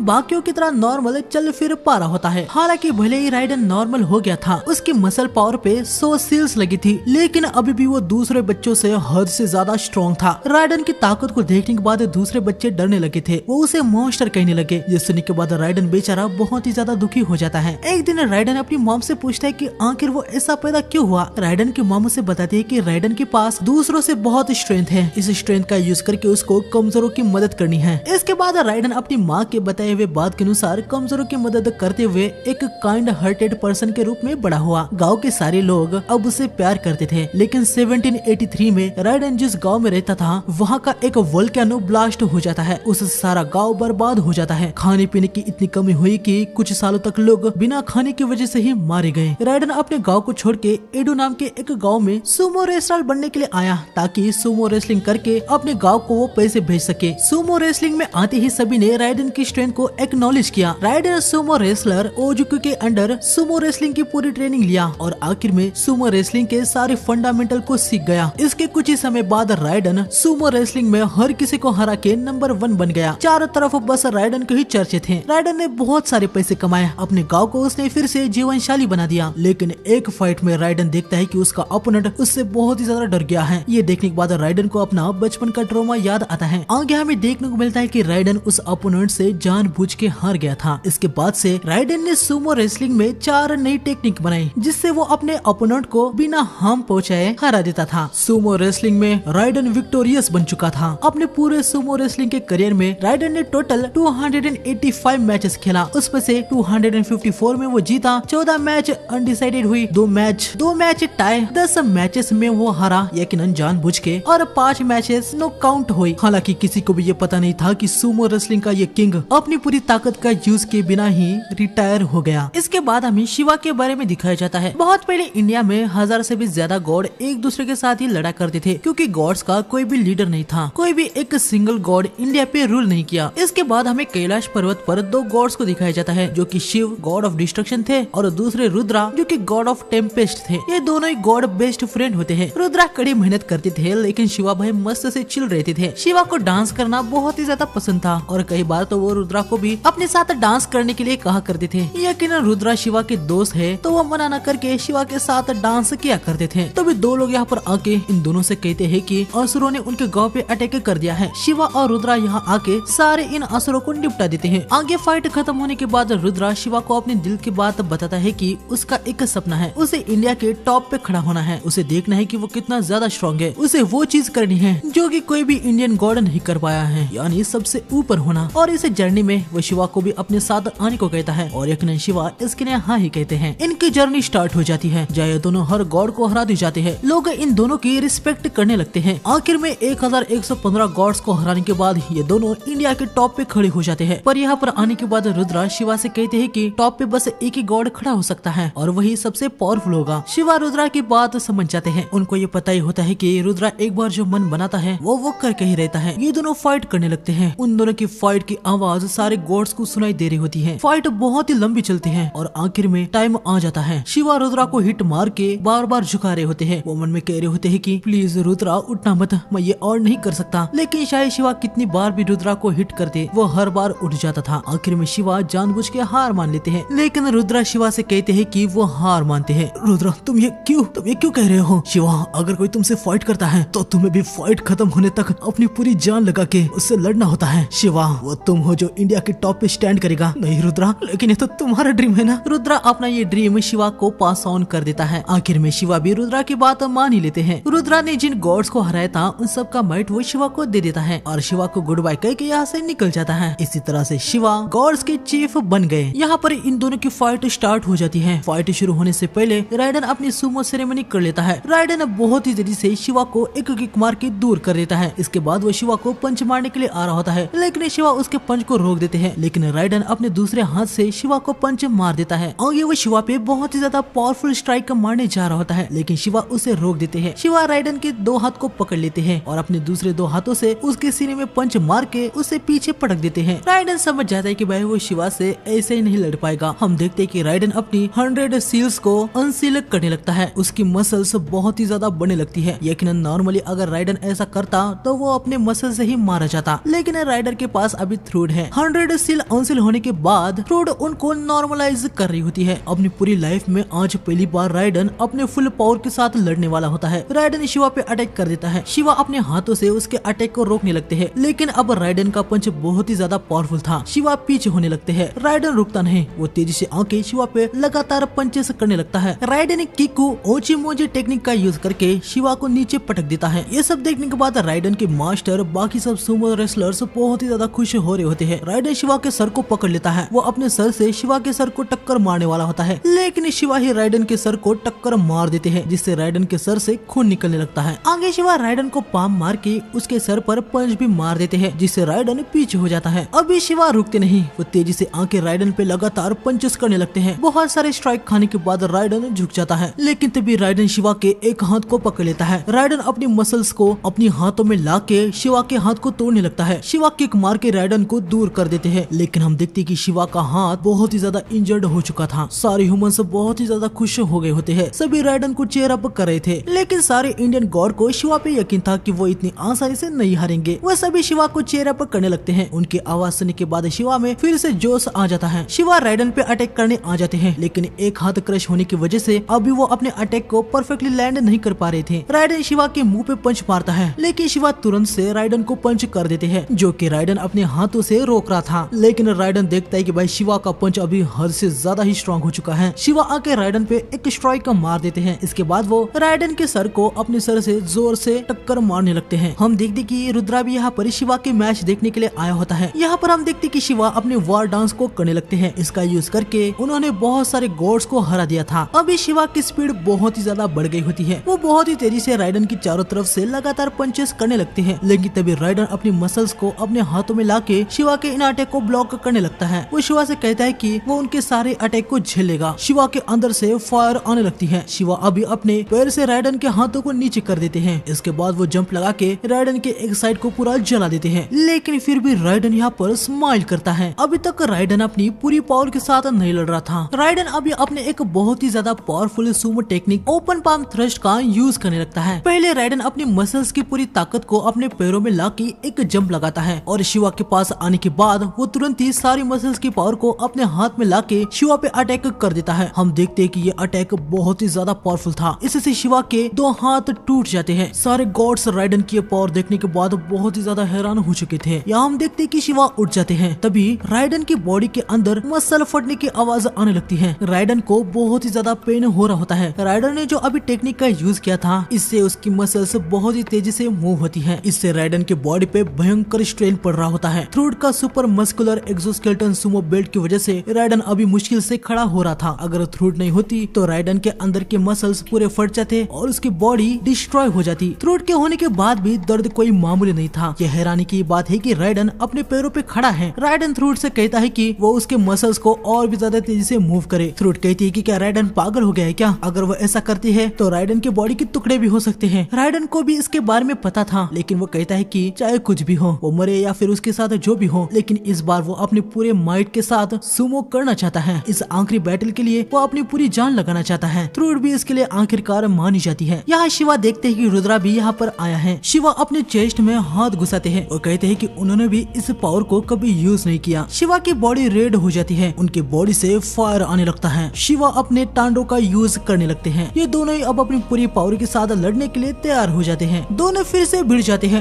लगातार एक दूसरे पे हिट लैंड करने के बाद फाइनली राइडन फिर से वो पाम वाली टेक्निक को यूज करने लगता है। वो अपनी सारी मसल पावर को हाथ में लाके शिवा पे अटैक कर देता है, लेकिन इस बार शिवा अपने पैर से उसके हाथ को डिस्ट्रॉय कर देते हैं। राइडन नीचे गिर रहा होता है, लेकिन वो अपने आप को संभाल लेता है। तुम्हारा शुक्रिया, तुम्हारी वजह से मैं अपने फुल माइट के साथ सुमो रेसलिंग कर पाया। मैंने अपनी सारी एनर्जी को यूज कर लिया है, मुझे अभी कोई भी रिग्रेट नहीं है। ये सुनने के बाद शिवा हैरान हो जाते हैं। राइडन थ्रूड से कह रहा होता है कि वो उसके बॉडी से निकल जाए। ऐसा करने से थ्रूड बच जाएगी, राइडन मारा जाएगा और ये मैच खत्म हो जाएगी। लेकिन थ्रूड कहते हैं कि उसने अपने आप से हमेशा ये प्रॉमिस किया था कि जिस इंसान से वो प्यार करेगी वो उसके साथ मरते दम तक रहेगी। थ्रूड की साइज की वजह से आज तक कोई भी इंसान उसे प्यार नहीं किया। राइडन वो पहला था जिसको उसे देखते ही प्यार हो गया था। राइडन शिवा से कहता है कि उनके साथ फाइट करके सच में उसे बहुत ही ज्यादा अच्छा लगा। सच में तुम कमाल के इंसान हो। शिवा राइडन को किक मार के खत्म कर देते हैं। आखिर तक भी तुम अपने घुटनों पे नहीं आए, मुझे तुम्हारा शुक्रगुजार करना चाहिए ह्यूमन। नहीं, मेरा मतलब राइडन। शिवा भी आखिर में राइडन को रिस्पेक्ट दिखा के यहाँ से निकल जाते हैं। राइडन और थ्रूड हमेशा के लिए खत्म हो जाते हैं और गॉड वर्सेस ह्यूमन के 5वें राउंड में गॉड्स की जीत हो जाती है। इसके बाद हमें रिडहिल्डे को दिखाया जाता है। यकीनन सबके सामने वो अपने आप को स्ट्रॉन्ग दिखाती है, पर जब भी ह्यूमैनिटी की हार होती है रिडहिल्डे बहुत ही ज्यादा इमोशनल हो जाती है। इसके बाद हमें ज्यूस और बुद्धा को दिखाया जाता है। जहाँ ज्यूस बुद्धा से कह रहे होते कि नेक्स्ट मैच में गॉड की तरफ से बुद्धा लड़े। बुद्धा ज्यूस को गले लगाते हुए कह रहे होते हैं कि तुम एंजॉय करोगे। आगे रैग्नारॉक की 6th बैटल अनाउंस हो जाती है। हेमडाल सबको बताता है कि गॉड की तरफ से बुद्धा है। ये सुनने के बाद सारे ह्यूमन बहुत ही ज्यादा हैरान हो जाते हैं कि अब बुद्धा भी उनके खिलाफ लड़ेंगे। लेकिन यहाँ पर एरेना में आने के बाद बुद्धा हेमडाल के हॉर्न को लेके अनाउंस करते हैं कि वो ह्यूमैनिटी की तरफ से लड़ेंगे। ये सुनने के बाद यकीनन सारे गॉड बुद्धा पे बहुत ही ज्यादा गुस्सा हो जाते हैं। बुद्धा हेमडाल के हॉर्न को तोड़ देते हैं और कहते हैं कि अगर गॉड्स ह्यूमैनिटी को नहीं बचा सकते तो वो बचाएंगे और कोई भी उनके रास्ते में आएगा तो वो उसको खत्म कर देंगे। गोलिया पूरी तरीके से हैरान थी कि भाई बुद्धा ह्यूमैनिटी की तरफ से लड़ रहे हैं। वो इसके बारे में रिडहिल्डे से पूछती है, लेकिन गोल देखती है कि रिडहिल्डे तो बिल्कुल भी हैरान नहीं थी। ये देख के गोल समझ जाती है कि रिडहिल्डे को ऑलरेडी पता था कि बुद्धा ह्यूमंस की साइड से लड़ेंगे। मैच स्टार्ट होने से पहले बुद्धा रिडहिल्डे से मिले थे और उन्होंने उसे कहा था कि वो ह्यूमैनिटी की साइड से लड़ने वाले हैं। रैग्नारॉक शुरू होने से पहले ही रिडहिल्डे ने बुद्धा से समाधान टेक्निक सीख ली थी। इससे बुद्धा समझ गए थे कि रिडहिल्डे बहुत ही पहले से रैग्नारॉक की तैयारी कर रही है। रिडहिल्डे भी जानती थी कि पूरे वैल्हला में गॉड्स को सबसे ज्यादा हेट कोई और नहीं बल्कि बुद्धा ही करते हैं, इसलिए उसे यकीन था कि बुद्धा ह्यूमैनिटी की साइड से ही लड़ेंगे। रिडहिल्डे यहाँ पर गोल को बताती है कि बुद्धा किसी से ऑर्डर नहीं लेते। पूरे हेवन और अर्थ में वो अपने अलावा किसी और की नहीं सुनते। यहाँ एरेना में ज्यूस आता है। यकीनन उसको बुद्धा पे बहुत ही ज्यादा गुस्सा आया था, लेकिन रैग्नारॉक के रूल के हिसाब से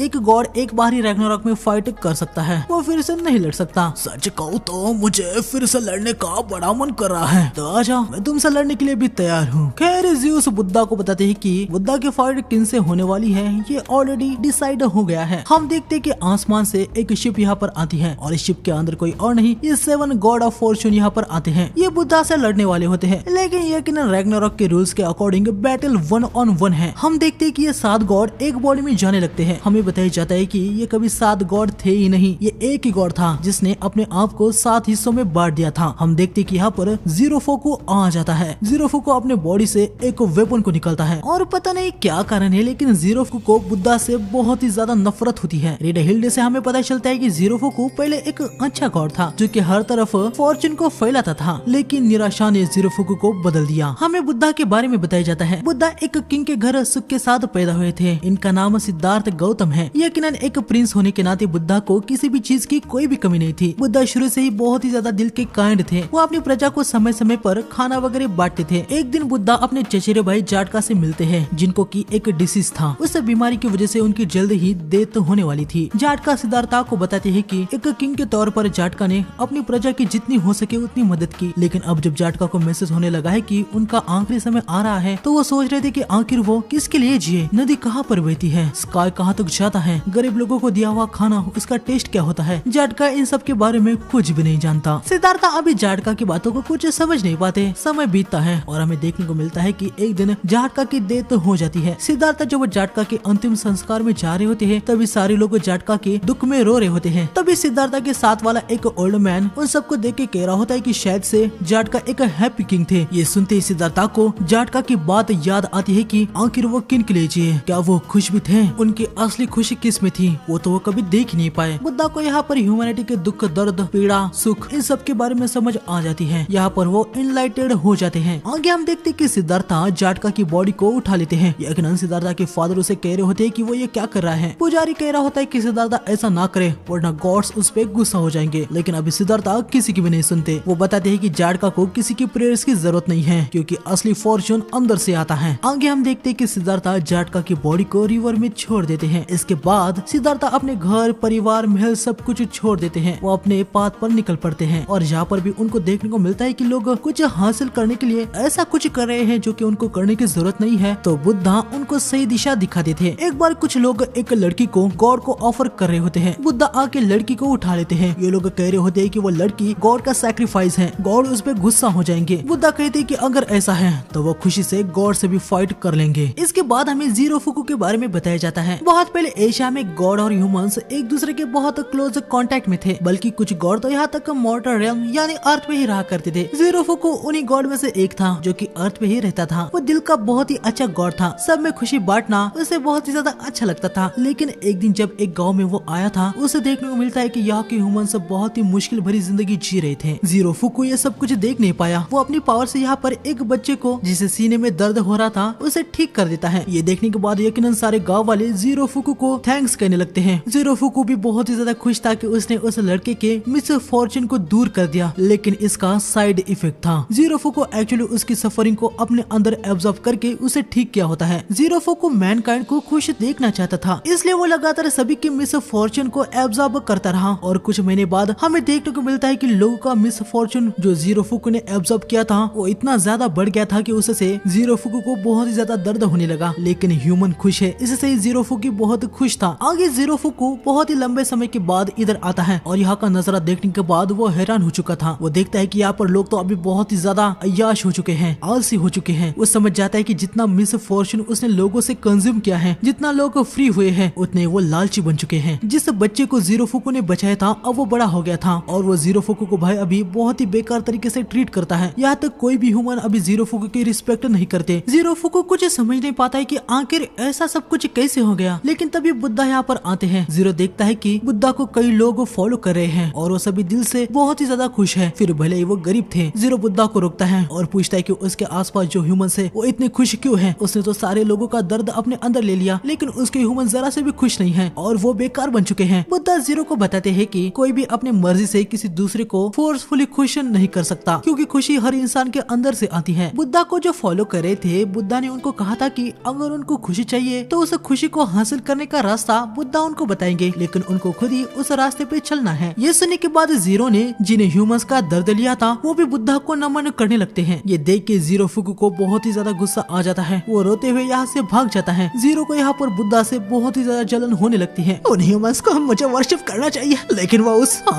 आखिरकार ये कैसे हो सकता है, आखिर ये क्यों हो रहा है। गुस्से में हम देखते हैं कि जीरो फुकू एक मिस फॉर्चून गॉड ही बन जाता है। जीरो फुकू अब उन सारे ह्यूमन को खत्म करने का सोच लेता है जिनके अंदर लालच, घमंड, लस्ट, गुस्सा, जलन, लोभ, आलस है। यहाँ पर कुछ ह्यूमंस आते हैं। जीरो फुकू को देखने के बाद उनको वो डीमन लगता है और वो लोग भागने लगते हैं। जीरो फुको एक वुमेन का पीछा करने लगता है। वुमेन सामने खड़ी हो जाती है। हम देखते हैं कि इसके पास इसका बच्चा था। बच्चे को देखने के बाद जीरो फुको अपने आप पे जरा कंट्रोल लाता है और यहाँ पर वो अपने आप को 7 गॉड ऑफ फॉर्चून में बदल देता है। यहाँ इन दोनों के बीच में फाइट स्टार्ट हो जाती है। सबके सामने बुद्धा ने जो उसका मजाक बनाया था उसकी वजह से अब वो यहाँ पर बुद्धा को पनिशमेंट देने वाला है। लेकिन तभी बुद्धा अचानक से ही जीरो फुकी को हिट मार देता है। जीरो फुकी को भाई तगड़ा दर्द होने लगता है। तभी वो अपने एक्स से बुद्धा पे अटैक करता है, लेकिन बुद्धा उसके अटैक को बहुत ही आसानी से डॉज कर देते हैं।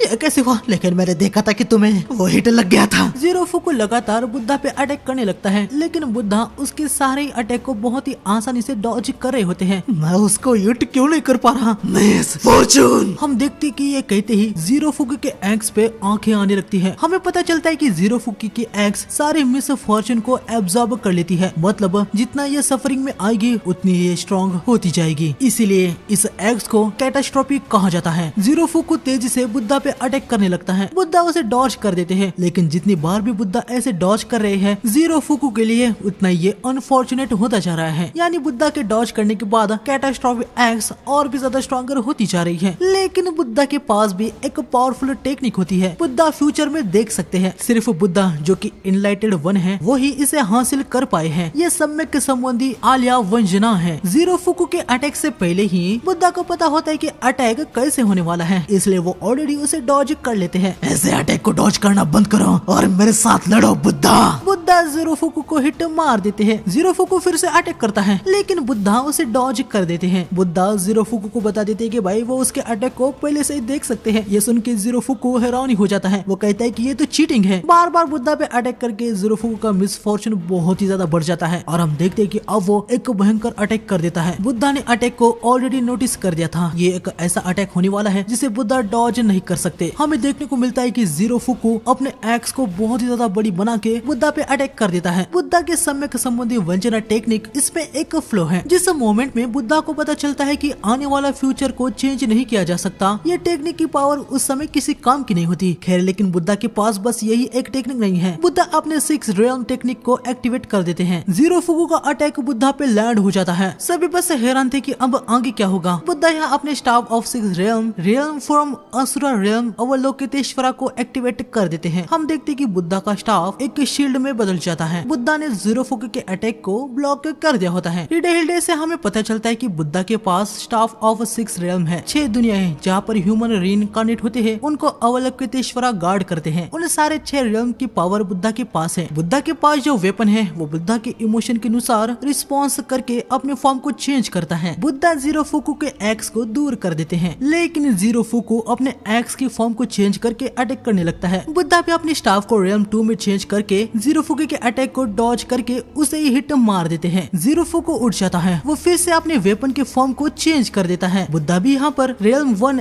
एक्स ऑफ लोकापाला का यूज करते हैं। ये दोनों फिर से भिड़ जाते हैं, लेकिन यकीनन फोरसाइट की वजह से बुद्धा जीरो फुको के सारे ही अटैक को डॉज करके उसे स्लैश मार देते हैं। जीरो फुको का मिसफॉर्चून और भी ज्यादा बढ़ जाता है। उसका वेपन फिर से चेंज हो जाता है। जीरो फुको अटैक कर देता है। बुद्धा रियल्म 3 के वेपन का यूज करके जीरो फुको के वेपन को डिस्ट्रॉय करने लगते हैं और आखिर में हम देखते हैं कि जीरो फुको की एक्स पहले फॉर्म में आ जाती है। सारे ह्यूमंस बुद्धा को चेयर अप कर रहे होते हैं। यहाँ तक गॉड्स को भी बुद्धा भाई बहुत ही ज्यादा ओपी लग रहे होते हैं। बुद्धा के लिए लोगों की चेयर अप सुनने के बाद जीरो फुको को बहुत ही ज्यादा गुस्सा आ रहा होता है। वो कह रहा होता है कि आखिर कोई उस पे ध्यान क्यों नहीं देता। तभी बुद्धा जीरो फुको से कहते हैं कि हम अपने आप के लॉर्ड होते हैं, हमें अपने आप से प्यार करना चाहिए। लेकिन जीरो फुको को बुद्धा की बात बिल्कुल बकवास लगती है। वो फिर से बुद्धा पे अटैक करता है। बुद्धा उसे कहते हैं कि जीरो फुको उसे काफी पसंद आया। ये सुनने के बाद जीरो फुको बहुत ही हैरानी हो जाता है। मैं तुम्हें अच्छा लगा, हमें अपने आप से प्यार करना चाहिए, क्या बकवास है। तभी बुद्धा को देखने के बाद जीरो फुको समझ जाता है कि भाई वो बुद्धा की तरह बनना चाहता था। वो चाहता था कि सभी उसे प्यार करे। हम देखते हैं कि कैटास्ट्रोफी यहाँ पर खत्म हो जाती है। बुद्धा भी अपने वेपन को फेंक देते हैं और कहते हैं कि अब वो फिस्ट से फाइट करेंगे। ये दोनों एक दूसरे पे काफी पंचे से ब्लॉक करते हैं। हम देखते हैं कि फाइनली जो खुशी जीरो फुको को चाहिए थी वो उसे मिल जाती है।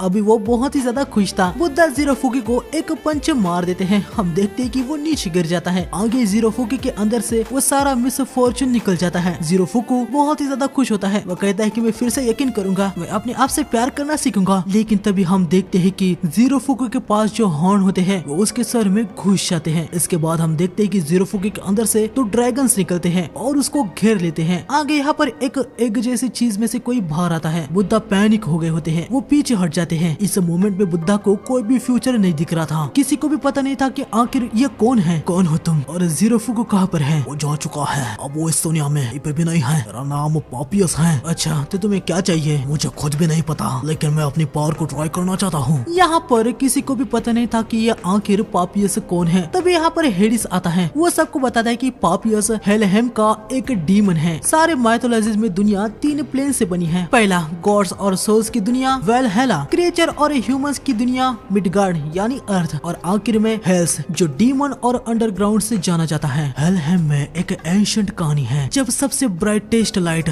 सबसे डार्केस्ट शैडो से मिलती है तो हेल के हॉर्न्स एक इटर्नल डार्कनेस को जन्म देंगे, जिसे the devil king of sixth heaven Papiyas कहा जाता है। यहाँ तक मैंने खुद भी इसे पहले कभी भी नहीं देखा। खैर मैं यहाँ पर ये सोच रहा हूँ कि वेलहला का गॉड पापियस कैसे बन गया। यहाँ पापियस बुद्धा पे अटैक कर देता है। बुद्धा उसके अटैक को ब्लॉक कर देते हैं। इसके बाद पापियस लगातार बुद्धा पे अटैक करने लगता है। बुद्धा उनको ब्लॉक कर रहे होते हैं। पापियस के अंदर से कोई भी लाइट नहीं थी, वो पूरा डार्कनेस था। इसकी वजह से बुद्धा उसके फ्यूचर को नहीं देख पा रहे होते। रीडा हिल्डे से हमें पता चलता है कि बुद्धा की सम्यक संबंधी आलिया व्यंजना सोल्स के फ्लक्चुएशन को देख सकती है। सोल के ग्लो को देखने के बाद बुद्धा उसके फ्यूचर में होने वाले मूव को देख लेते हैं। लेकिन पापियस की सोल में एक कतरा भी लाइट नहीं होती, तो बुद्धा उनके फ्यूचर के मूव को नहीं देख पा रहे होते हैं। यहाँ पर इन दोनों के बीच में बहुत ही ज्यादा स्ट्राइक्स होती हैं। आगे हम देखते हैं कि बुद्धा पापियस को किक मार के पीछे आ जाते हैं। पापियस अभी अपनी फुल पावर के साथ लड़ने का सोच लेता है। वो पैंडामोनियम का यूज करके बुद्धा पे अटैक कर देता है। बुद्धा अपने स्टाफ को 6 रेल्म शील्ड में कन्वर्ट कर लेते हैं। लेकिन हम देखते हैं कि पापियस का अटैक बहुत ही ज्यादा पावरफुल था। वो बुद्धा की शील्ड को तोड़ देता है। बुद्धा बच गए थे, लेकिन उनकी आंख डिस्ट्रॉय हो जाती है। तभी आगे हम देखते हैं कि पापियस अपने हाथ को वेपन में चेंज करके बुद्धा पे अटैक कर देता है। बुद्धा वेपन को चेंज करके उसके अटैक को ब्लॉक करने लगते हैं। दोनों के बीच में लगातार बहुत सारी स्ट्राइक्स होने लगती है। लेकिन हम देखते हैं कि पापियस बुद्धा को ओवर पावर कर रहा होता है। पापियस की पावर को देखने के बाद एरिस बहुत ही ज्यादा हैरान हो जाता है। हेडिस बताता है कि पापियस बहुत ही ज्यादा पावरफुल है। उसने आधे हेलहेम को डिस्ट्रॉय कर दिया था। कोई नॉर्मल गॉड उसके सामने टिक नहीं सकता। ये सुन के एरोस तो भाई और भी ज्यादा हैरान हो जाता है। लेकिन तभी हेडिस बताते हैं कि आधे हेलहेम को डिस्ट्रॉय करने के बाद अचानक से ही पापियस गायब हो गया था। ये तब की बात थी जब हेडिस हेलहेम पे रूल नहीं किया करता था। हेडिस को लगता था कि ये सब बस एक कहानी है। तो आखिरकार पापियस यहाँ पर कर क्या रहा है? इसका बस एक ही कारण हो सकता है जो मैं समझ पा रहा हूँ। किसी ने पापियस के फ्रैगमेंट को ऑब्टेन किया, उसे किसी मेथड से कल्टीवेट किया और एक सीड की तरह बना दिया। उस सीड को उसने जीरोफुकी की बॉडी के अंदर प्लांट कर दिया।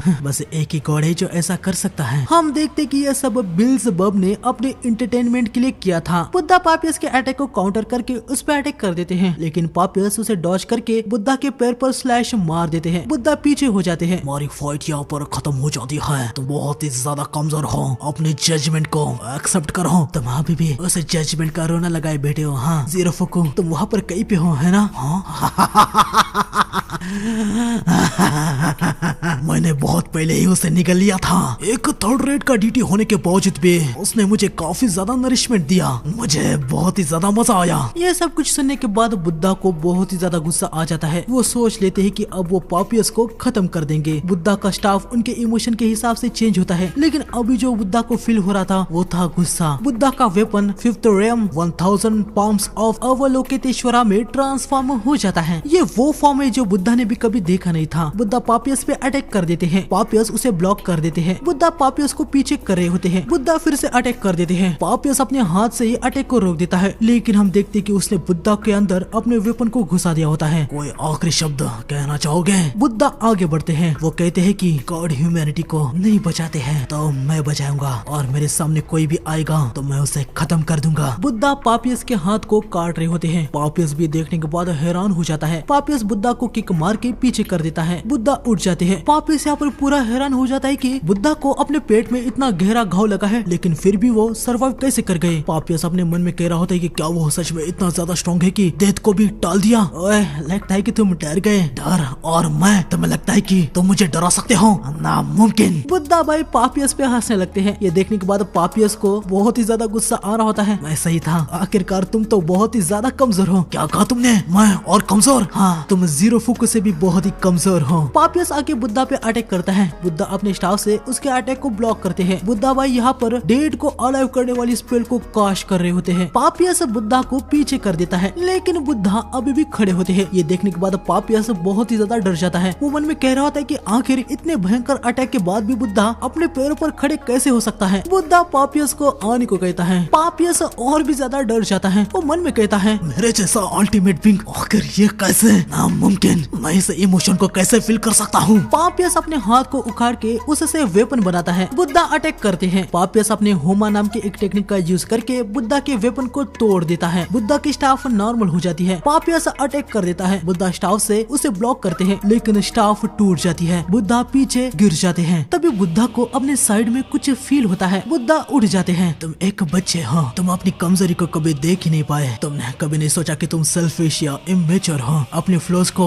ओवरकम करने की तुमने कभी कोशिश नहीं की। तुम कभी भी यंग मेच्योरिटी से गुजरे नहीं, और यही तुम्हें कमजोर बनाता है। हम देखते कि बुद्धा ने जीरो फुकु की कैटास्ट्रॉफी को उठा लिया होता है। बुद्धा अपनी समावादना टेक्निक का यूज करके जीरो फुकु के वेपन को अपना वेलुंडर बना देते हैं। जो वेपन कैटास्ट्रॉफी था वो बुद्धा के समावादना से एक अलग ही एंटिटी बन गया होता है। एक ऐसा all powerful ultimate divine weapon जिसे सिर्फ बुद्धा ही बना सकते हैं। हम देखते कि बुद्धा ने ये महापरिनिर्वाणा जीरो सॉर्ड बना दी होती है। उसे देखने के बाद पापियस बहुत ही ज्यादा डर जाता है। बिल्ज़बब ये सब देख के हैरान रह जाता है। अब पनिशमेंट के लिए तैयार हो जाओ। दोनों फिर से भिड़ जाते हैं। पापियस बहुत ही ज्यादा डर चुका था। वो मन में कह रहा होता है कि आखिर ये इंसान मर क्यों नहीं रहा? आखिर ये डर क्यों नहीं रहा? आखिर ये मेरी तरफ देख के ऐसे हंस क्यों रहा है? क्यों क्यों अभी भी ये फाइट कैसे कर पा रहा है? जरा अपने आप को देखो, तुम कितने डर चुके हो। बुद्धा पापियस को स्लैश मार देते हैं। पापियस फिर से अपना डिवाइन पनिशमेंट वाला अटैक करता है। बुद्धा उसे ब्लॉक कर देते हैं। बुद्धा भी काफी ज्यादा घायल थे, लेकिन फिर भी वो पापियस के अटैक को पैरी करके उसको स्लैश मार देते हैं। पापियस फिर से अटैक करने के लिए आ जाता है, लेकिन बुद्धा अपनी फ्यूचर साइट वाली टेक्निक को एक्टिवेट कर देते हैं और पापियस के अटैक को डॉज करने लगते हैं। यकीनन जैसे कि हम जानते हैं कि बुद्धा पहले पापियस के फ्यूचर मूव को नहीं देख पा रहे थे, क्योंकि वो पूरा डार्कनेस से भरा था। लेकिन अभी पापियस में डर का इमोशन आने की वजह से उसके अंदर से भी फ्लक्चुएशन आने लगी है। पापियस यहाँ पर परेशान हो जाता है कि भाई वो बुद्धा को हिट क्यों नहीं कर पा रहा। पापियस अपनी पूरी जान लगा के बुद्धा पे अटैक करता है। उसे देखने को मिलता है कि बुद्धा स्लैश हो चुके हैं। वो बड़ा खुश हो रहा था, लेकिन वो बुद्धा की भाई आफ्टर इमेज होती है। हम देखते कि बुद्धा तो ऑलरेडी साइड में जा चुके थे। बुद्धा महापरिनिर्वाणा से पापियस को स्लैश मार देते हैं और पापियस यहाँ पर खत्म हो जाता है। सारे ह्यूमंस बहुत ही ज्यादा खुश हो जाते हैं और गॉड्स भाई यहाँ पर बहुत ही ज्यादा हैरान हो चुके थे। पापियस हमेशा के लिए खत्म हो जाता है। तभी बुद्धा को जीरो फुकु दिखाई देता है। वो बुद्धा की तरफ मुस्कुरा के अपने 7 फॉर्म के साथ यहाँ से निकल जाता है। बुद्धा कहता है कि वो उससे मिलने के लिए जरूर आएंगे। हेमडाल अनाउंस करता है कि भाई ह्यूमन वर्सेस गॉड के 6 राउंड में ह्यूमैनिटी की जीत हुई। सारे ह्यूमंस जिनकी जीरो फुकु ने हेल्प की थी, अब वो उसे वर्शिप करने लगते हैं। आगे बुद्धा को ट्रीटमेंट के लिए ले जाया जा रहा होता है। इसके बाद हमें बिल्ज़बब को दिखाया जाता है। ओडिन इसके पास आते हैं। ये मेरा एम्बिशन है, मैं नहीं चाहता कि मेरे एम्बिशन में कोई भी इंटरफियर करे। आपका एम्बिशन? हाँ ठीक है, मैं याद रखूंगा। यहाँ पर ज़्यूस को भाई बहुत ही ज्यादा गुस्सा आ जाता है, क्योंकि अभी 3 मैच गॉड और 3 मैच ह्यूमन जीत चुके थे। ज़्यूस को कुछ भी करके नेक्स्ट मैच जीतना था, लेकिन उनको समझ नहीं आ रहा होता है कि वो किस गॉड को भेजेंगे। लेकिन तभी हेडिस कहता है कि नेक्स्ट मैच में वो जाएगा। ये सुनने के बाद सभी के सभी हैरान हो जाता है। पोसाइडन मारा गया, इससे हेडिस को बहुत ही ज्यादा गुस्सा था। मैं अपने भाई पोसाइडन का अवेंज लूंगा। यहाँ पर इन दोनों को भी न्यूज मिल चुकी होती है कि नेक्स्ट मैच में हेडिस आने वाले हैं। गोल भाई यहाँ पर परेशान हो जाती है कि आखिर हेल के किंग से कौन लड़ेगा। एक किंग से एक किंग ही लड़ सकता है। बस यही इंसान है जो हेल के किंग को हरा सकता है। इसे the king of the beginning से जाना चाहता है। हम देखते हैं कि next match king Shi Huang versus Hades की है। तो आज के पार्ट में बस इतना ही। नेक्स्ट पार्ट यकीनन बहुत ही ज्यादा जल्दी आएगा। बस आप लोग वीडियो को हेल्प कर देना, वीडियो को लाइक कर देना, कमेंट कर देना, चैनल को सब्सक्राइब करके बेल आइकन को ऑल पे सेलेक्ट कर देना, ताकि मैं नेक्स्ट पार्ट डालूं तो तुरंत आपको नोटिफिकेशन मिल जाए। तो मिलते हैं नेक्स्ट पार्ट में, तब तक के लिए सावधान गाइस।